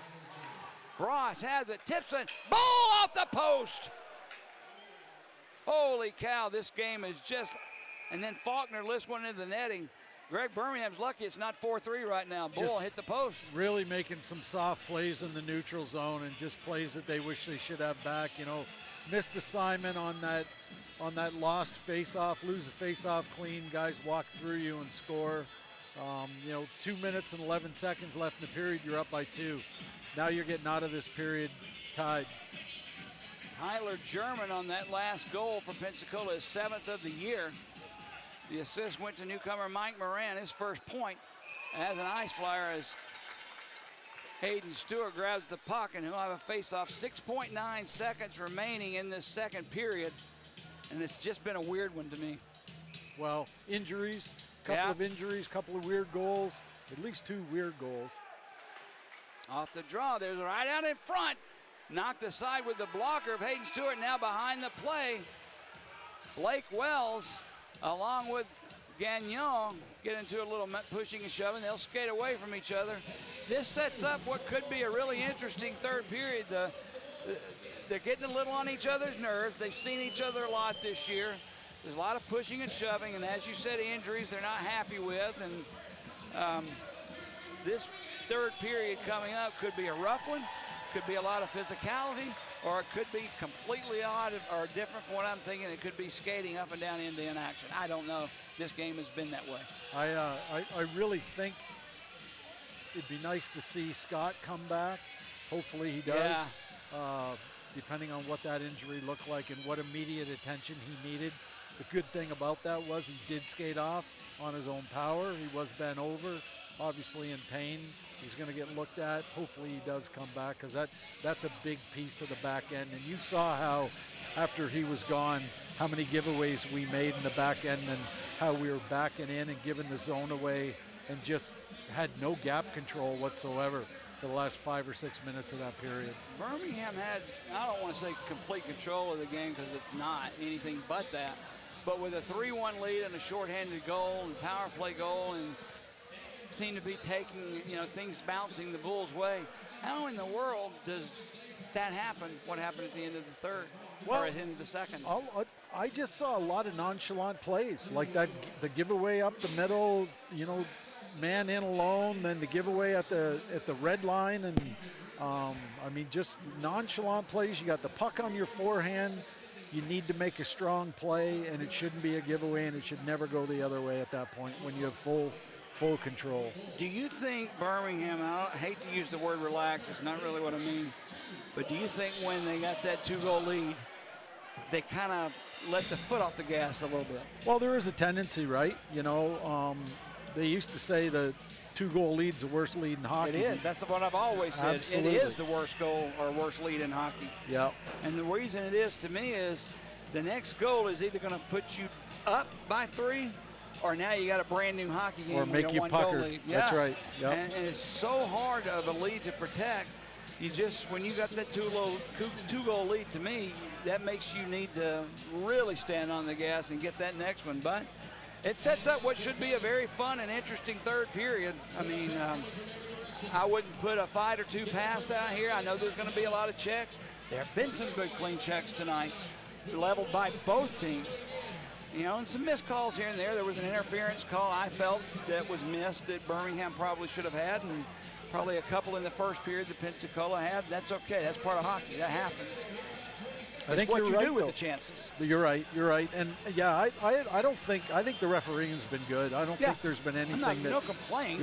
Yep. And we did see 2, like you said, 2 really good open ice hits. Yeah. And you don't, like in today's game, you don't see that very often. We always talk about, hey, the guy's got a good stick. He's taking the lane away. He's taking the passing lane away. And, you don't even see guys getting hammered up along the wall anymore, because that puck is a big deal and everybody's fishing for it. And to see a couple of big, nice open ice hits was kind of enjoyable, actually. Yeah, it's not something that we've seen a lot of this year in Birmingham. Birmingham's team is not constituted of players that are rough, tough, Bobby Probert type players. We're a young hockey team. It's a rookie-laden team with the veterans, the ones with experience that came back, not really known for their fisticuffs or physical play. They're known more for their goal scoring, their skating, their puck handling. So, in my opinion, that's probably been why other teams, when they come into this building this year, don't try and goad Birmingham into that type of game. They know they're not going to do it, because Birmingham doesn't have an answer to a Bob Probert. They've got to play a different way. Maybe that settles into Birmingham's favor. I don't know. Well, and here's something I do think, though, and I think you see this in all leagues. You see this in the NHL. There's not near the amount of big, heavy hits that you see in the NHL either. Kids are being taught, like I said, to have a really good stick and know where to put your stick, and And there's quite frankly, there's just a lot of poke checking, a lot of fishing that goes on in all leagues, whether it's this league, the NHL, the East Coast League, or whatever. There's not a lot of big hits anymore, and there's really not a lot of teams that are going to come in your barn and run you out of your rink anymore either because of the speed of the game. So that's out of question as well. I talked with Jamie Hicks on many occasions, but we were talking about this very thing last week. And Hicksy's involved with, I don't want to say youth hockey because that's not really what it is, but he's involved in hockey a step below the major juniors in Canada. His players that he's associated with, get drafted by the OHL. He told me that in youth hockey in Canada, minor hockey in Canada, that players are not taught how to A, fight, how to B, maintain their balance during rough play, C, how to absorb hits, not give them, but absorb hits. He said it's really being taken out of the game at a younger age level, so when they get here, they don't know how to do this. They don't know how to take a hit. They don't know how to take a punch. Is there any truth in that? I mean, I don't know that I ever grew up like that many years ago around coaches that taught us how to fight, but they did teach us how to protect ourselves, right? If someone were to fight you, then they were going to teach you how to grab, how to hold on, how to counter, and we had checking in our game the whole time. And when, I was really disappointed as probably playing university hockey when they took checking out of the game for young kids and said, now it's 10 or 12 or whatever the age was. I was disappointed with that. And I don't think it's really softened the game, but I think what's interesting is the game is so fast right now, and it's such a young man's game, and I'm talking about the NHL, right? And I was listening to, of all things, Spit and Chicklets the other day, and Biz Nasty was saying, hey, if you have a kid out there and he's 14 or 15, he's 6'1", 195, 200, and he's got good skills, teach him how to fight. Because the game is missing that. Pick. Absolutely. Absolutely. Now, when you say, let's educate the fans a little bit, some may not know what you're talking about. Spit and Chicklets. Tell us about Spit and Chicklets and what a chiclet represents, what it's representative of in hockey. Well, so the chiclet is your tooth, and, you take a punch or a stick or a puck or whatever, and you lose your teeth and you're spitting your chiclets all over the ice is basically what that podcast is about. It's Ryan Whitney, Paul Bissonnette, and I think Keith Yandel has joined that podcast as well, and really popular podcast. But, these guys, all three of them played in the NHL. Yeah. Whitney was a really good hockey player. Yandel's a really good hockey player. Biz was a battler, and not a lot of people know. Hicksy coached Biz in Saginaw. He and Rosie coached Biz Nasty in Major Junior. So they do have a lot of good hot takes on what's going on in the game today, and I thought that was a really good hot take because Biz had to be a fighter. He was a really good hockey player. Played on Team Canada as a junior, and turned into, if he wanted to stay in the American League or even get a shot in the NHL, he had to fight, and he had to fight heavyweights to do it, and that's not in the game any longer. And you do see a lot of injuries. You see a lot of guys, like they brought Ryan Reeves in to protect Celebrini this year, right? Yeah. I mean, Revo shouldn't be playing in the National Hockey League right now, but somebody needs to be able to skate by the opposing team's bench and say, you go near that guy, and then I'm ripping somebody's head off. And that's old school hockey. Are there still jobs available for players like that today, or are they really wanting to remove it completely out of the NHL game? I don't think they want to remove it completely. They're never going to say that. I don't know optically that Daly and they really are big fans of fighting, but they do know that. Take a look at Canada-U.S. in the Four Nations tournament. I mean, my goodness, like you never saw more people on Twitter in the U.S. who probably weren't hockey fans. And I got text messages from people I've worked with for years that have never watched a hockey game. I know they haven't. Yeah. And they're watching that hockey game going nuts, texting me, asking me what my thoughts were. So, I mean, it does make, look, the casual fan that catches a hockey game every now and then or once or twice a year, whatever, when they see that, when they see the passion that comes out in a fight like that, like you were speaking of in the Four Nations tournament, that, to me, I watch hockey every day of my life. That was an incredible moment. Yeah. I mean, if that doesn't stir it up in you, if your blood's not pumping after that, you need to go to the doctor and check things out. Like, as old as I am, I wasn't in the chair when that happened. Like, I got off the couch and I'm standing there watching this and just in disbelief. And, you know, honestly, I mean, you've got these guys that, and especially like the Kachuk boys, but these guys, when they pulled that jersey on, everybody wondered, how good is this hockey going to be? And you ask anybody who's ever had an opportunity, and I've never had it and I've never been around it, but you can tell the pride the minute somebody pulls on the jersey to represent their country. And I don't think it would have mattered if that was Brandon Point out there. He would have fought somebody if he would have had to. I mean, that's just the way it is. I remember years ago, back in the 90s, I did an interview with a Birmingham Bull goaltender who got called up from the coast to the Florida Panthers. His name was Sandy Gallupo.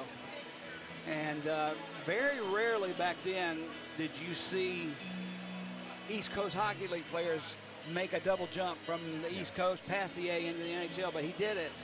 And he got called up to the NHL to play for the Florida Panthers. We talked about making this save, doing this, doing that, going with the guys, flying here and flying there. And I asked him, what's the most memorable thing that you're going to take away from that stint you had in the NHL with the Florida Panthers? He never hesitated. He looked me straight in the eye and said, the jersey. When I saw that jersey with my name on the back of it, that was it. That was the greatest moment of my hockey career. I would almost bet. There's no question. No question. And to do it for your country, I mean, the Kachuk boys, they are my favorite hockey players in this game today because they represent what used to be to me. Yep. And it has a lot to do with their father, Keith, and that's exactly the way Keith Kachuk used to play, too.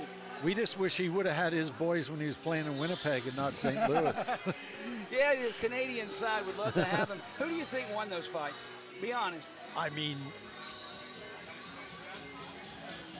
if you've never seen the fights that Z and I are talking about, you got to get to YouTube or somewhere and Google it, whatever you got to do. I don't know what you would Google it as. Four Nations Kachuk fights. Four Nations, Canada, U.S. fights, probably. They're amazing. Yeah. And you can see the passion from both Canada and the U.S. when those fights are going on. Yeah. But who do you think got the better end of all three fights? I felt like in two of the cases, the U.S. did, but the third fight, I don't think they did. Yeah, I agree. Yeah. The third fight, Canada said, okay, we've had enough. Yeah. Let's do this, and let me do this now, and we'll be done with it. But I just love seeing the Kachuks play hockey. One's in Ottawa, which I don't understand, and the other one got out of Calgary and went to Florida, where the beaches and the sun always stand. But why? Ottawa's a great place. I've been there many times. But why would you want to spend your winters in Ottawa, Ontario, when you could go anywhere else you wanted? He signed that long-term contract. You know, and I think the thing is that he's got a lot of his dad in him. There's a lot of pride, a lot of loyalty, which a lot of every NHL hockey player probably has a lot of loyalty. And, you know, they put the C on him, right? So there's even more onus to stick around. Plus, if you really think about the talent they have there and have had there, like Sanderson on the blue line and Stützle, and all it takes is a minute for them to gel, and that team for the next 3 to 4 years can be really, really good.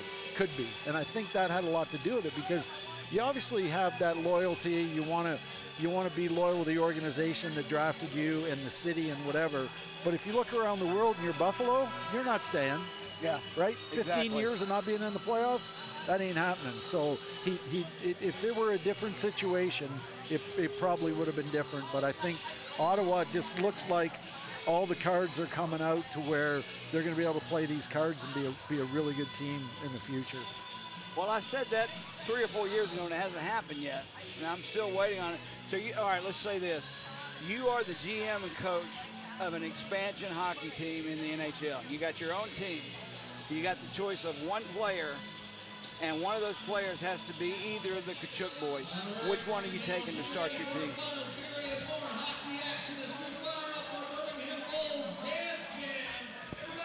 Good question, huh? I mean, I think that the obvious question, or the obvious answer, would be Matthew, because he scores more and he's won 2 cups. But I'd say Brady because he's bigger, he's a better personality, he's larger than life, he's a lot more like his dad. He's still going to score you 25 or 30. And on nights when stuff like this is happening, where you just gave up 2 goals in the last 2 minutes and 11 seconds, he's in the room ripping the boys and putting them on his back and bringing them out to win this game in the 3rd period. And he can do that. He can put a team on his back. I don't know which one I'd choose. I'll take either one of them, to be honest with you. Yeah, I mean, it'd be a good problem to have. Well, either way. All right, last question before we take our last break. Best player in the National Hockey League right now, is it McKinnon, or is it, of course, the guys in Edmonton, either one of them? I mean, I think McKinnon right now, he's plus 35 or something crazy. They've lost one. Well, they lost tonight to New York on the island, which is surprising to me. But you know, the way McKinnon's going, I think it's almost like, yeah, you know what, McDavid and whoever else, hold my beer, Yeah. right? Like, he's having a hell of a year. I remember when McDavid was, I want to say 13 years old, and this is when Don Cherry was still on Hockey Night in Canada. He came on one night after first period of a Leafs game, and that's all he talked about was Connor McDavid. He found this new kid, and he found a kid that could play in the AHL. He said if he was just a little bigger, even at that age, he was all over. And I thought, what is he talking about? Well, now I know. Connor McDavid can play hockey with anybody at any time. All right, we're going to take a break. A couple of minutes ago, and we'll start the 3rd period of play. Jody Chernesky here along with Mike Zaruna. Get ready for action. We'll see what 3rd period dials up. You're listening to Birmingham Bulls Hockey.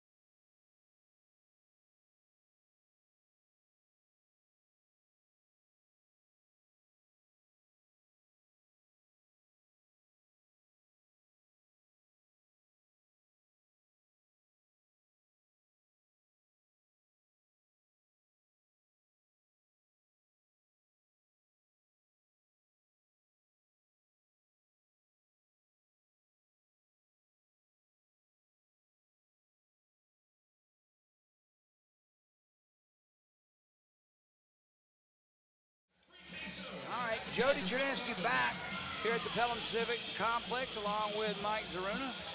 About a minute away from face-off to start the 3rd period. And for those number geeks, the stat nerds, whatever you want to call yourselves, the what's the word that we're looking for? The when you're looking at numbers, not either way, when numbers are your thing. Analytics? Analytics, thank you. When you're an analytics type of guy, at the end of 2 periods of play, when both teams are tied, Pensacola is 1-0-1 when they're tied after 2. Birmingham has lost 1 in a shootout when they're tied after 2. So not really a lot to tell there. This game's going to be one that he's, in my opinion, who works harder on the ice. That last Birmingham goal was simply just because of work. And hey, Grumpy Grandpa, I don't know what a turtle is, but I know what a Kachuk is, and I want one of them. All right, here we go. 16 seconds remaining on the coincidental minors. 1-2 skate Scaldi of Birmingham. Romatario for Pensacola. 3-3 the score. Face-off to Sinclair and Shane Bull, won by the Bulls. Remember, we're 4-on-4 for another 10 seconds. Birmingham will bring the puck in the Pensacola zone. Sinclair tries to move around Jones. Both go down. Puck is tied up and covered by DiMatteo, and that was a good play by Cooper Jones defensively. That was a very good play. Sinclair tried to get around him, cut around him, and cut in front into the crease, but Cooper Jones wasn't going to give up any ground. 1 second remaining as both players in the penalty box ready to come back on, so we're basically at full and even strength as soon as the puck is dropped. Bull and Sinclair on the draw to the right of DiMatteo. Puck is dropped, picked up by Mike Moran, and Pensacola will take it and set the puck up. 5-on-5 hockey now for the first time in several minutes. Moran skates through center ice, sends it far side for Bull. He's pressured by Soretsky, gets it up near side. Puck is loose in the corner. Jones plays it around the far boards. Bull is there, he'll put it right back from where it came. Moran is tied up by Scahill. Now the puck is loose, kicked back to the blue line and out into the Pensacola zone. Kennedy along with Pellinger, who catches up with it first. Jones has it. Sends a pass up, gets past everyone, so Bull picks up a loose puck basically and gives it up as well. Gagnon lifts one into center ice. It gets past Pellinger, two Bulls giving chase. Soretsky on Pellinger. In the corner, played by Timmy Kent, back at the blue line. Rister, save made, rebound right in front of the crease, and it comes right into DiMatteo, and he'll cover it up with Timmy Kent standing right in front of him. So a face-off again in the Pensacola zone, 18:45 to go here in the third period of play. That's a good play by Youngworth, because every time that comes up to the top, they think he's putting it all the way across that blue line. All right, face-off, controlled by Pensacola. Faulkner around the far boards. Chipped up to center ice, and Bernie has it. He'll bring it in the Bull zone. Poke checked away from him, but still into the Birmingham zone. Puck lies there in the near corner. Squirts free from everyone. It goes far side where Kennedy picks it up for Birmingham. Banks one off the glass. Back into center ice. Mastrangeli has it. Brings it in the Bull zone. He's knocked off the puck. Soretsky picks it up and rips one around the boards far side. Gets past everyone. Comes along that near side post. Played by Soretsky. Almost lost it. Kent picks it up and backhands one out. Now Mastrangeli gets it ahead to Bernie. He tried to tip it in the Bull zone. It's intercepted by Birmingham. Loose puck sent right back into the Pensacola zone. Mastrangeli will skate into the Birmingham Bulls zone. Near face-off circle. Through the crease, that puck gets past everyone and back out into center ice. Now Mastrangeli and Sherrod having a few words for each other in front of the Bulls bench. Mastrangeli comes off. Pensacola with possession of the puck. Romatario fires one in right on Hayden Stewart. He gloves it. Didn't like what he saw bearing down on him. And he holds on for a face-off. Yeah, Mastrangeli picked his way all the way up the ice and made his way into the zone, and then fires it all the way out of the zone, and looks like he wanted to chirp on the way off the ice because he wasn't real happy about it. Face off to the left of Hayden Stewart. Jurasek on the draw for Pensacola. I believe that was Sinclair for Birmingham. Not sure as his back was, or his side was turned. Played by Pensacola though, and here comes German. He'll back one in. Steered aside by Stewart into the near corner, played by the Bulls there. German takes the puck away. There's a shot by Jurasek on the giveaway. That would maybe have been tipped somewhat by Stewart, but a save is made. Rebound all the way back at the blue line, dumped into the corner. Pensacola starting to buzz. Blake Wells has it. Taken away from him by Kip Ledzianko. Kip's been kind of quiet so far tonight. Haven't called his name a lot. Pensacola tried to get it out and couldn't. Kept alive by Soretsky. Taken away from him by Gaudet, and he'll give chase. He goes down, and Soretsky's going to go off. On a hold or a trip, you take your choice. Either way, it's going to result in a power play. Delayed call coming up as Pensacola had it. Lost possession. Soretsky will go off to give Pensacola their fourth power play of the night. They're 1 for 3 coming in on that. Well, let's go with the odds with an 82% kill, Jody. We're killing this. Well, you're right. If the numbers fall in line. I'm not sure about that call, Greg. Z, what do you think? Yeah, I wasn't sure about it either. Just as you In were. a tie hockey game, Yeah, you're in the third period. I don't know. That's what you get for patting the refs on the back after the second period, saying they're doing a great job. Tripping is the call. As I said, it doesn't matter. Holding, tripping. Still 2 minutes. Face off in the Bull zone. Pensacola on the power play with possession. Cooper Jones. Now it's played down low around the near side by Wells. Wells centers a pass, knocked out by Birmingham, but not out of the zone. Jones has it. He'll slap it far side for Rhodes. Back to Cooper Jones. He has a slap shot, goes wide of the net. Played by Bernie around the boards to Pulius. Another one-timer by Jones. He scores. Slap shot from just inside the blue line. Second power play goal of the night for Pensacola, and they get back the lead they had, and now lead 4-3. I'm not so sure Stewart saw that. I think the D-man in front of the net may have provided just enough of a screen for a shot from that far to beat Stewart. Birmingham at one point of this game with a 3-1 lead with roughly 6 minutes to go in the second period. Now find themselves down 4-3 with 16 minutes to go in the game. This has been Birmingham's problem the whole year. They get a little prosperity, they get up, whether it's 1 or 2 goal lead, and somehow find a way to give up enough goals to where it's turned into this. Now we got to press. Pensacola's Jurasek lost the puck. Birmingham brings it back into the Pensacola zone. There's a centering pass by Zimmer, shot backhander wide. Gagnon takes a big hit by Jurasek. Loose puck along the far boards, gets back to the blue line. Bulls keep it alive. Caron with a shot. Blocker save made by DiMatteo, and it puck gets back into the Bull zone. Gagnon will get there first ahead of Price. So an icing is called on Pensacola with 15:32 to go here in the third period. Z, do you feel like the air has been let out of the Birmingham Bulls balloon up with that goal?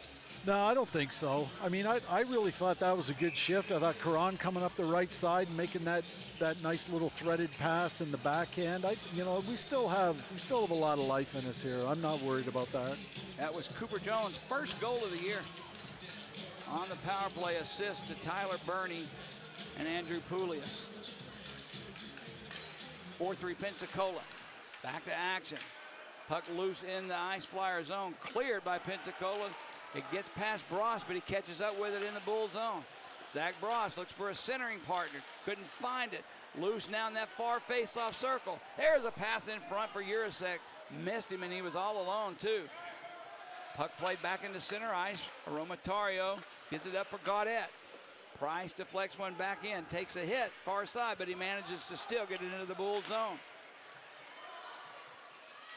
Sherratt tried to tip it in and had it taken away by Moran. Cross ice pass for Gaudette will bring it in the Birmingham zone.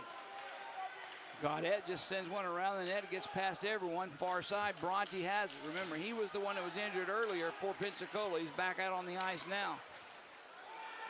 Puck gets past Kennedy all the way back down, and icing is called. And I see the look on and the body language of Kennedy. It looks, I don't want to say dejected, but he was not happy that puck getting past him for an icing call. Yeah, no, I mean, you just made the mention that Bronte's back, and that's good to see because that didn't look good for him. And Scott's also back, which is good for the Bulls. When Bronte went down, he tried his best to stand up and get up on his skates. He just could not do it. And it was like he was crawling on the ice for a good 20 feet before the whistle blew and somebody helped him up. When Scott went down, it was kind of scary because he just stayed down. Yes. Yeah. And the trainer had to come out to help him off the ice. Sherratt right now out defensively. And I believe that's Sadowski. Yeah, Sadowski with him. Kennedy out with Kent, who's had a lot of ice time tonight. He's getting his chances for sure, and Soretsky as well. Face off to the right of Hayden Stewart. Shane Bull on the draw for Pensacola. Kennedy for Birmingham. Puck is dropped. Played far side. Sherratt had it in his skates, but lost it. Still manages to clear, though, and Jones takes it there for Pensacola. Tipped in by Moran. Sadowski catches up with it first. He can't get it out. Moran shovels it right back behind the net. Picked up by the Bulls far corner, and will skate away. Pass well past Kennedy, who wasn't expecting that at all. And it gets past everyone, and icing again is called on the Birmingham Bulls. Yeah, that was a misfire. Unfortunate. Yeah. No, I don't know if it's lack of communication or what, but you could tell they were not expecting, or he was not expecting that pass. No, like it, and I really think it flew off the toe of his stick. I think he was trying to go toe heel, and it went right off the toe and just went a lot farther than he wanted it to. Tyler Burney now out on the draw for Pensacola. Kennedy for Birmingham. Puck is dropped. Ice Flyers control. Mastrangeli around the boards. It's played behind the net. Sadowski stopped it, left it for Kennedy. Birmingham gets it out quickly. Taken away by the Bulls. That's Soretsky with the puck. He'll curl back far face-off circle. Waits for a trailer. Soretsky plays it down low for Kennedy. It gets past and off his stick, and it's picked up by Timmy Faulkner, who'll bank one off the boards in the center. Blake Wells has it. Drops it back. Burney, shot, save made by Stewart. Right into the midsection, and he watches it fall into his glove, and he'll hold on with 13:46 to go here in the third. Yeah, it's an easy save for Stewart, isn't it? He's on top of his crease, seeing the puck, no screen.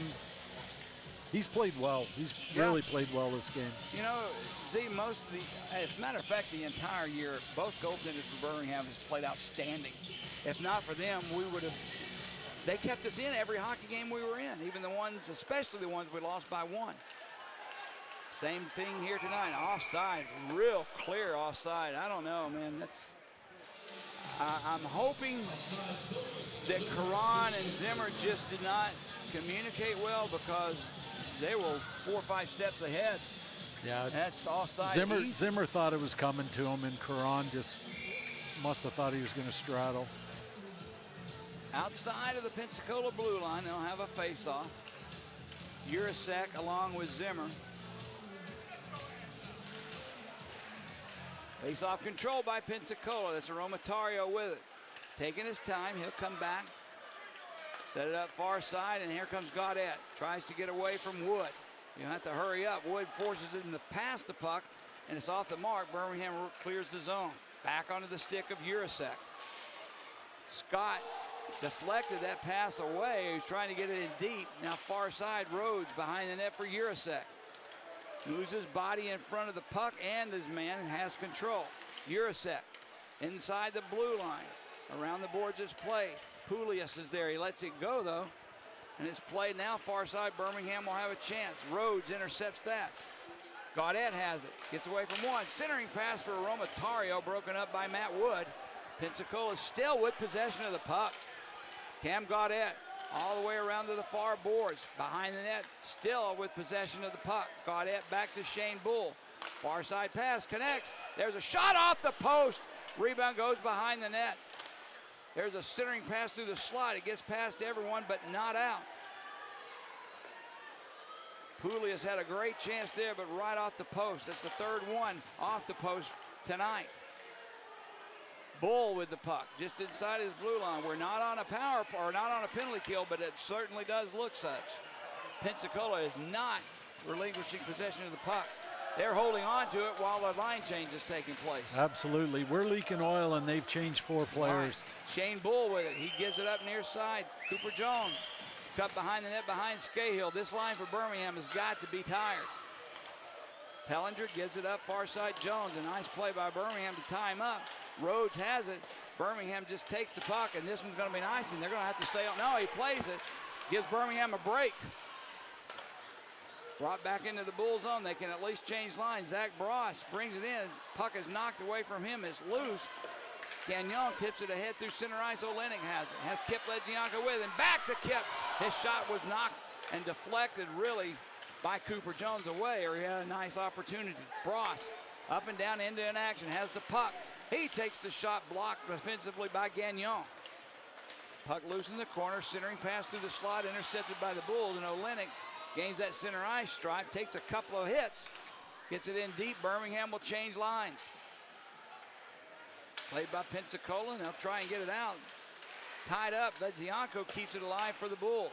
Into the far corner, Kennedy has it. Has Soretsky with him. Back at the point, the puck finds the Bulls defensive Sadowski. A lot of sticks clapping on the ice. Calling for the puck. Shane Bull intercepts that pass. Clears one. Look out. Bronte's coming in. Gagnon on him. Ties up Bronte. Loose puck picked up by the Bulls. Wholesale line change for Pensacola. We're down to 10.5 to go here in the third period. Bulls trail by 1. Puck comes all the way back then, crosses the goal line, and they're going to call an icing on the Birmingham Bulls, so no line change. Youngworth is out with Kennedy, along with Soretsky and the newcomer Timmy Kent and Gagnon far side. I think we're noticing the difference in physicality right now, right? Like, we're bouncing off these guys. These guys are kind of playing like Yarmer Yager the last couple of shifts, where they're just sticking their backside to us, handling the puck. We can't knock them off it, and then just falling into an opportunity to just get tired. And you think that's the size, or do you think that's conditioning? I think it's size. I think they're a much bigger team than we are. Gaudette has the puck, tried to get it to Bernie. It's off his stick. Gagnon plays it, but not out. Timmy Kent intercepts that pass from Pensacola, and Birmingham will try it on the left wing side. Sadowski gets it in deep. It's played by DiMatteo, and Pensacola clears. Look out, Tyler German with 1 man back. He takes the shot. His stick explodes, never got through.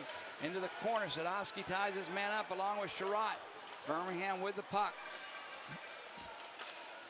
Intercepted, a giveaway, a bad one to Tyler German, and the whistle blows offside. I hate passes in your own defensive zone through the slot, but that one right there, you got to see that guy floating in the neutral zone. And he had the blinders on, and I think he felt like, if I get this away quickly enough, it's going to get through, and he's probably hearing it right now on the bench as it is, so I don't think we need to give it to him anymore. Yeah, I see Simmer down there. Simchuk is doing exactly, look at him. He's preaching like a Southern Baptist preacher would from the pulpit on a Sunday morning after New Year's. I hope they're listening. Yep, you know, look, there's guys in the NHL that make a living glassing out. You know what I'm saying? Yeah. Sometimes it's not the nicest, prettiest play, but it's the safest play. You just got to make safe plays in that situation. All right, Birmingham with 9:47 to go in this third period. Need to get a goal. Need an equalizer. Down by 1, and by no stretch of the imagination is this game is over with. But you want to see some puck in the offensive zone like Pensacola just had it for a good minute 10 seconds in the Birmingham zone. Sinclair on the draw for Birmingham. Jurasek for Pensacola. Puck drop. No one really cleanly won it. Birmingham, Sadowski skates away, brings it in the Flyer zone. There's a pass, loose puck in the slot. Steer it aside. DiMatteo actually helped him out as well. Now behind the net, Colton Olenek has it. Kip Ledzianko steps in. Now Kip with the puck. Gives it to Sherratt. He takes a shot deflected by Jones. Well out of play. So we'll have a face-off to the right of DiMatteo. I think Olenek has had a strong game. Not really great opportunities on goal, but you see stuff down low, and he gets down there and he forechecks and he makes plays and sets plays up, and he just works down low so well and gets in on the offense. I think he's had a hell of a game. 9:23 to go, third period. Bulls trail 4-3. Off the draw, Sinclair tried to get it back. He lost it. Now the linesman and Olenek both go down. Mastrangeli has the puck. He loses it, and the puck is lifted high into center ice. Still loose. Kip Ledzianko taps it along the far boards, picked up by Mastrangeli. Blake Wells, a pass for Jurasek off his stick, picked up by Scott. Like you said, it's good to see him back on the ice. Long pass ahead for Kip.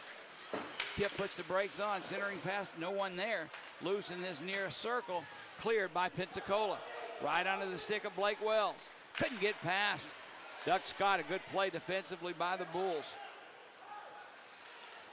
Played by Birmingham, will skate into center ice. Kennedy has it poked away from him by Shane Bull. 2 Bulls back defensively. Nice play, keeping that pass away, and Soretsky will have it. Pass through that slot. I don't like it, but it connects. Soretsky now at center ice. Gains the blue line, knocked away from him. Puck is loose, played by Pensacola. Far boards, Birmingham takes control. Timmy Kent back at the point. Zimmer streaking on from the bench. Gagnon slides it into the corner, trying to connect with Zimmer. It gets back to Gagnon, far side, Youngworth. Gagnon with a shot, never made it through. It's blocked in front, and Pensacola Sam Rhodes skates away. 3 men back for the Bulls, so he just lifts one in. Steered aside by Hayden Stewart. Now puck loose at center ice, still loose. Matt Wood had it for a second, knocked away from him. Skating away now is Shane Bull. Into the Bull zone, knocked away. Zimmer knocked it back into Pensacola's zone.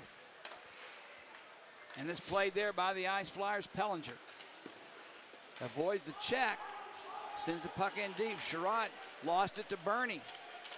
Sinclair there tries to get it away from Ethan Price, who now has the puck. Price centers a pass right in front. He was trying to connect with Bross, but the puck deflected off the men in front right into the skates of Hayden Stewart, and he just plopped on it and covered it. 7:14 to go, third period. Yeah, that was unfortunate. Sherratt's first one back on it, but unfortunately he only had one hand on a stick. The stick got lifted. Real easy play for the offensive forward to be able to do that.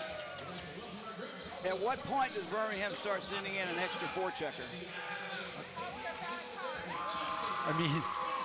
I mean, at such point that it's allowable, right? Like, I mean, if you get a play like this and you've got full possession, your D-man's, that's the key. That's it. You got to have the puck on your stick. If your D-man's jumping in, you better be making eye contact with him, with the guy that's got the puck on his stick. Otherwise, don't leave the blue line. So you still have to be smart. There's lots of time left here. Puck in the Pensacola zone, stopped by Tim Faulkner behind his own net. Birmingham waits on him to make a move, and he does to Mastrangeli. Chipped ahead, taken by Bernie. Tyler Bernie for Price. It gets past him and Scahill both to the far side. Played by Soretsky. Now Scahill takes it away and gives it to Doug Scott. Scott slides it over for Kennedy. Return for Scott. Mastrangeli was on him. There was really nothing he could do. Back at the point, Kennedy has it for Youngworth. Plays it down low. Kent takes the shot. Save is made. Rebound goes to the far boards, played by Soretsky. Soretsky almost outside of the zone. He just turns and flips it in. It's picked up by Timmy Kent. He loses it as Ethan Price chips one back into the Bull zone. You're going to see some short shifts here from Pensacola from here on out, as we're under 6 minutes to go here in the third period, and they lead by 1. Kennedy from his knees passes it over to Kent. Kennedy still having trouble getting up. I don't know if his blade went out or if he's hurt, but he could not put anything on that left leg. And he was tripped. I don't know if his blade happened or not. Now it's played by Pensacola's Moran. Tried to give it to Urasek. He couldn't do it, and the Bulls put it back into the Ice Flyer zone. You get the feeling that Birmingham is going to need a big mistake from Pensacola because they're playing it close to the vest now. Yeah, you do, and you also get the feeling like it's never too late or a bad idea to dump the puck and get people on it and pressure the D. But does Birmingham have the roster to play dump and chase? I mean, this is a bigger team we're playing. Hey, it's a bigger team, but people hear footsteps, and if you're all over them, you're not going to run them through the wall, but you're going to hurry the play, and they can make mistakes. Gagnon has it at center ice. He'll dump it into that far corner. Stopped before it got there by DiMatteo, and it's played by Cooper Jones. Leaves the pass there for Shane Bull. He just dropped it off. Bull will step out in front of his own net and skate away. Gets past 3. Bull banks it off the boards. There was a hit over there by Sadovsky. A nice try, but it didn't connect. Puck loose behind the Bulls' nets. Played by Birmingham. Sherratt. Ahead for Olenek. Couldn't get it out of the zone. Now it does. It gets off the stick of Blake Wells. Sinclair goes down as he's shoved by Wells. And Colton Olenek picks the pocket of Shane Bull. He'll try and get around Pellinger. He can't do it. Pellinger knocks it away from him along the far boards. Kip Letianko takes a big hit from Pellinger, but manages to get the puck into the near corner. Sadowski pinching in. Backhands one to keep it alive, but it gets out of play. So with 4:11 to go here in the third period, we'll take our last media timeout, providing there's no, well, this will be our last media timeout of the game regardless. 4:11 to go. Birmingham trailing Pensacola by a score of 4-3.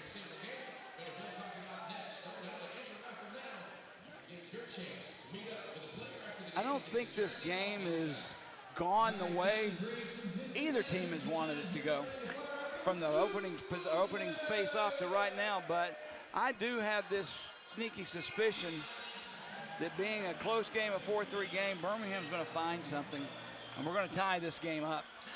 I don't know how or when, but I still think it's Pensacola's just dropping 3 and 4 players back defensively every time. Yeah. So they're going to have to cough it up, make a mistake. It's just going to be hard to penetrate that for Birmingham. It will be. I mean, you know, your mindset's changed since 7:55 of this period because you thought it was over at that point. So I'm glad you think we have an opportunity. Thank you. I live and die. My emotions are always on my sleeve. All right, here we go. 4:11 to go. Kennedy on the draw for Birmingham. Pulius for Pensacola. Sherratt and Sadowski out defensively. Timmy Kent along with Kennedy, and I believe, we'll check it in a moment, it's Soretsky behind his net, behind the Pensacola net, plays it. He returns it for Kent. He's knocked off the play. It's loose in this near corner, banked off the glass by Pensacola, and out of play, it landed in the Pensacola bench. So we'll come back down into the Pensacola zone. Under 4 minutes to go here in the third period of play.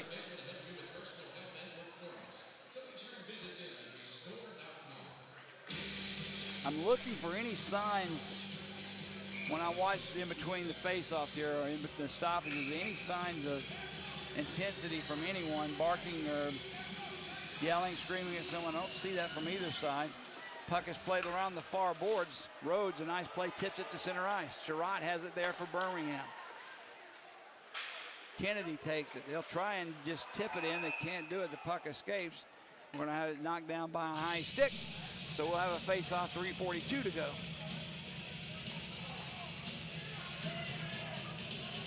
As you look on the ice and see Caron and Wood standing next to a guy like Tyler Burney, holy cow. Face-off at center ice. Zimmer, about 6'2", looks to be one of Birmingham's taller players along with Sherratt. Sends it in, picked up by Matt Wood. Off the skate as he tried to set it up for Caron. He couldn't control it. Now it's loose at center ice, played by Pensacola Sam Rhodes. He just spins and turns and sends it in. Stopped by Hayden Stewart. Up the far boards, played past everyone. This is going to be an icing call as Aromatario is back to catch it up first. So we'll come back into the Birmingham zone. They are, Jody, you commented on this earlier. I think they're taking 25, 30-second shifts on the Pensacola side of it. I knew they would shorten their shifts, but I didn't realize it'd be like this. But if you've got possession, Z, in the offensive zone, and you have the ability to send 1 and 2 and 3 men while you still have possession and swap the guys, you're changing that way. Man, yeah, that was a clinic, that shift. Yeah. There's a shot blocked by Caron, still loose, and sent back into center ice. Cooper Jones has it, slowly backing it to his own blue line, or his own face-off circle in his zone. Backhands one, or sends one off the boards. Gets out of play. Under 3 to go, 2:58 here in the third period. We need to see a little extra step in the Birmingham Bulls to get this equalizer. I think we get the face-off deep here, so that's helpful. I don't know if that went off a glove on the bench or not, but where he shot it from gets a face-off deep. Be nice to get a win here. We'll be looking for Stewart here probably in the next minute. Craig Simchuk is the kind of coach, he likes to pull his goaltender while there's still time to actually make a move and score a goal. He doesn't like to wait till there's 30 seconds left on the clock. So he will make that move early. Off the draw, Pensacola's Faulkner sends one around the far boards, kept in by Birmingham. It gets past Olenek. Shane Bull catches up with it for Pensacola. He'll try and get it out. Does, as it manages to get past Sinclair. There's a big hit there. Still down on the ice. Now here comes in Bronte. Loose, trying to kick it free in front of the Bulls bench. 4 players. Sinclair trying to stick it out. Does. It gets past Kip Ledzianko back into his own zone. He'll leave it there on a nice play, and Birmingham will try and turn it. Doug Scott takes a big hit as he turned his back in his own zone, and once again, Scott is slow to get, and so is Bronte. Oh my gosh, Bronte's had a tough down. game. Bronte is down on the ice. I'm not sure he knows where he is, but he delivered that hit to Scott, who's still feeling it. He's doubled over, just gliding back into the Bull zone, but Bronte tried to get back to the bench, and he just went down flat. You could see he did not know what was going on. He lost his balance. He must have taken a shot to the head when he delivered the hit to Scott, and both benches are a little concerned about him. He's down. He just went face down. Well, that's not good. He looked concussed for sure. Holy goodness. As he's still a little woozy. He can't keep his balance. The trainer for Pensacola is helping him. As the fans give him a hand, they know that's dangerous. He doesn't really know what to do. They're going to take him through the Bulls bench into the locker room, because Pensacola's locker room itself is really closer to the Bulls bench than their own bench.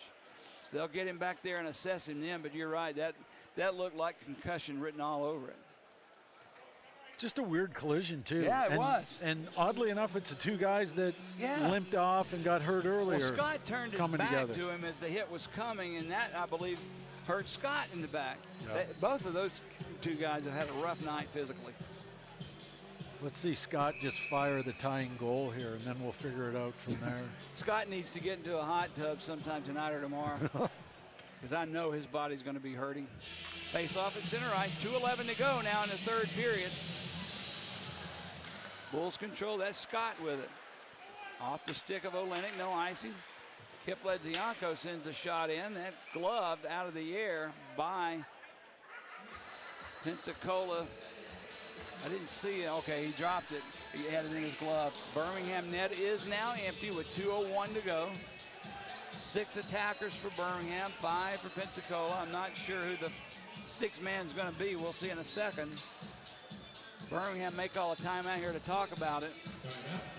Right now it's Sinclair, Scott, Kip, Olenek, Kennedy, and I believe that is, I can't see who the last one was. Either way, we're going to talk about this at the bench. 2:01 to go. Well, what do you think? I mean, you got to have possession of the puck before you have a chance to score, and Birmingham's having issues with that right now. So we are having issues. So, like, either when it gets tied up, you've got to have guys coming into the dot to win a tied face-off, to get the puck and chip it back. So look for that. If we don't win it clean, look for that. Look to see what guys converge into the dot to try to chip it back to our D-men. And then if we lose it clean, it's just, you know. Well, if you lose the draw, you got an open net down here just yawning. Well, you got basically at you. Yeah, it's the same guys when you lose it. If it's a tie draw that are jumping into the dot, need to be chasing real hard to make sure there's no clean opportunities. Kennedy is out taking the draw instead of McGregor Sinclair. That's kind of surprising.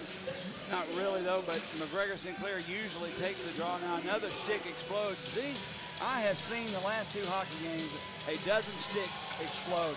I don't know where the league or where these teams are getting their sticks, but somebody needs to make a call and find out how old they are. I mean, we've had 3 of them tonight. So are we blaming Ray Pack for this, or who are we blaming? Ray is the last one I blame for anything. He's on top of it. The last game we had, 3 sticks were broken on 1 shift. They just explode. Off the draw, Kip Ledzianko has it for Birmingham. An empty net to our right. Timmy Kent on the ice. First game in, and he's out when the game is on the line. That says a lot about Timmy Kent. Now it's played by Pensacola around the boards and out. Look out, Tyler German being held up. Scott goes down. Tried to draw the penalty, but it didn't happen. He gave it his best shot, though. Birmingham with the puck in their own zone, 1.5 minutes to go. I didn't see the banana peel there, but looked pretty good. You got to give him an A for effort. Timmy Kent sends one behind the net, played by DiMatteo. Nobody going in after the puck, Z. It was offside. Played by Pensacola, and now out. Scott in his own zone will play it behind an empty net. He'll step out in front. We need to get going, guys. We need to skate away. Scott with it. Sets it up for Sinclair, who backhands one in. Big hit there by Olenek. A minute to go and counting as the puck is in the Pensacola zone. Played back at the point for Scott. Cross-ice pass connects with Kip Ledzianko. Back to Scott. Near side one-timer. That shot by Kent goes wide and outside of the zone. He had it there, but he just missed the shot. Yeah, he just missed it. That was a good setup. Kent, nice pass over, tips it for Ledzianko. Back to Kent, we're down to 39 seconds. Back for Scott, he sends a wrister in, whistles wide, look out. Puck played on the far board. Rhodes had it knocked away from him. It's still loose though, and Pensacola clears. Picked up far side, look out, Rhodes has it, an empty net. He fired it wide. We got a penalty. 20 seconds to go and a penalty coming up. And this is going to be a trip, and I believe it's going to be on Birmingham. So we'll have to do a 5-on-5 hockey, and I guess Stewart goes back in the net with the face-off in your own zone. We're losing time though, Z. 21.2 ticks remain on the clock, and we're losing by 1. And now Pensacola back on the power play. They are 2 for 4 on the power play thus far. Birmingham taking a step back on their penalty killing efforts tonight.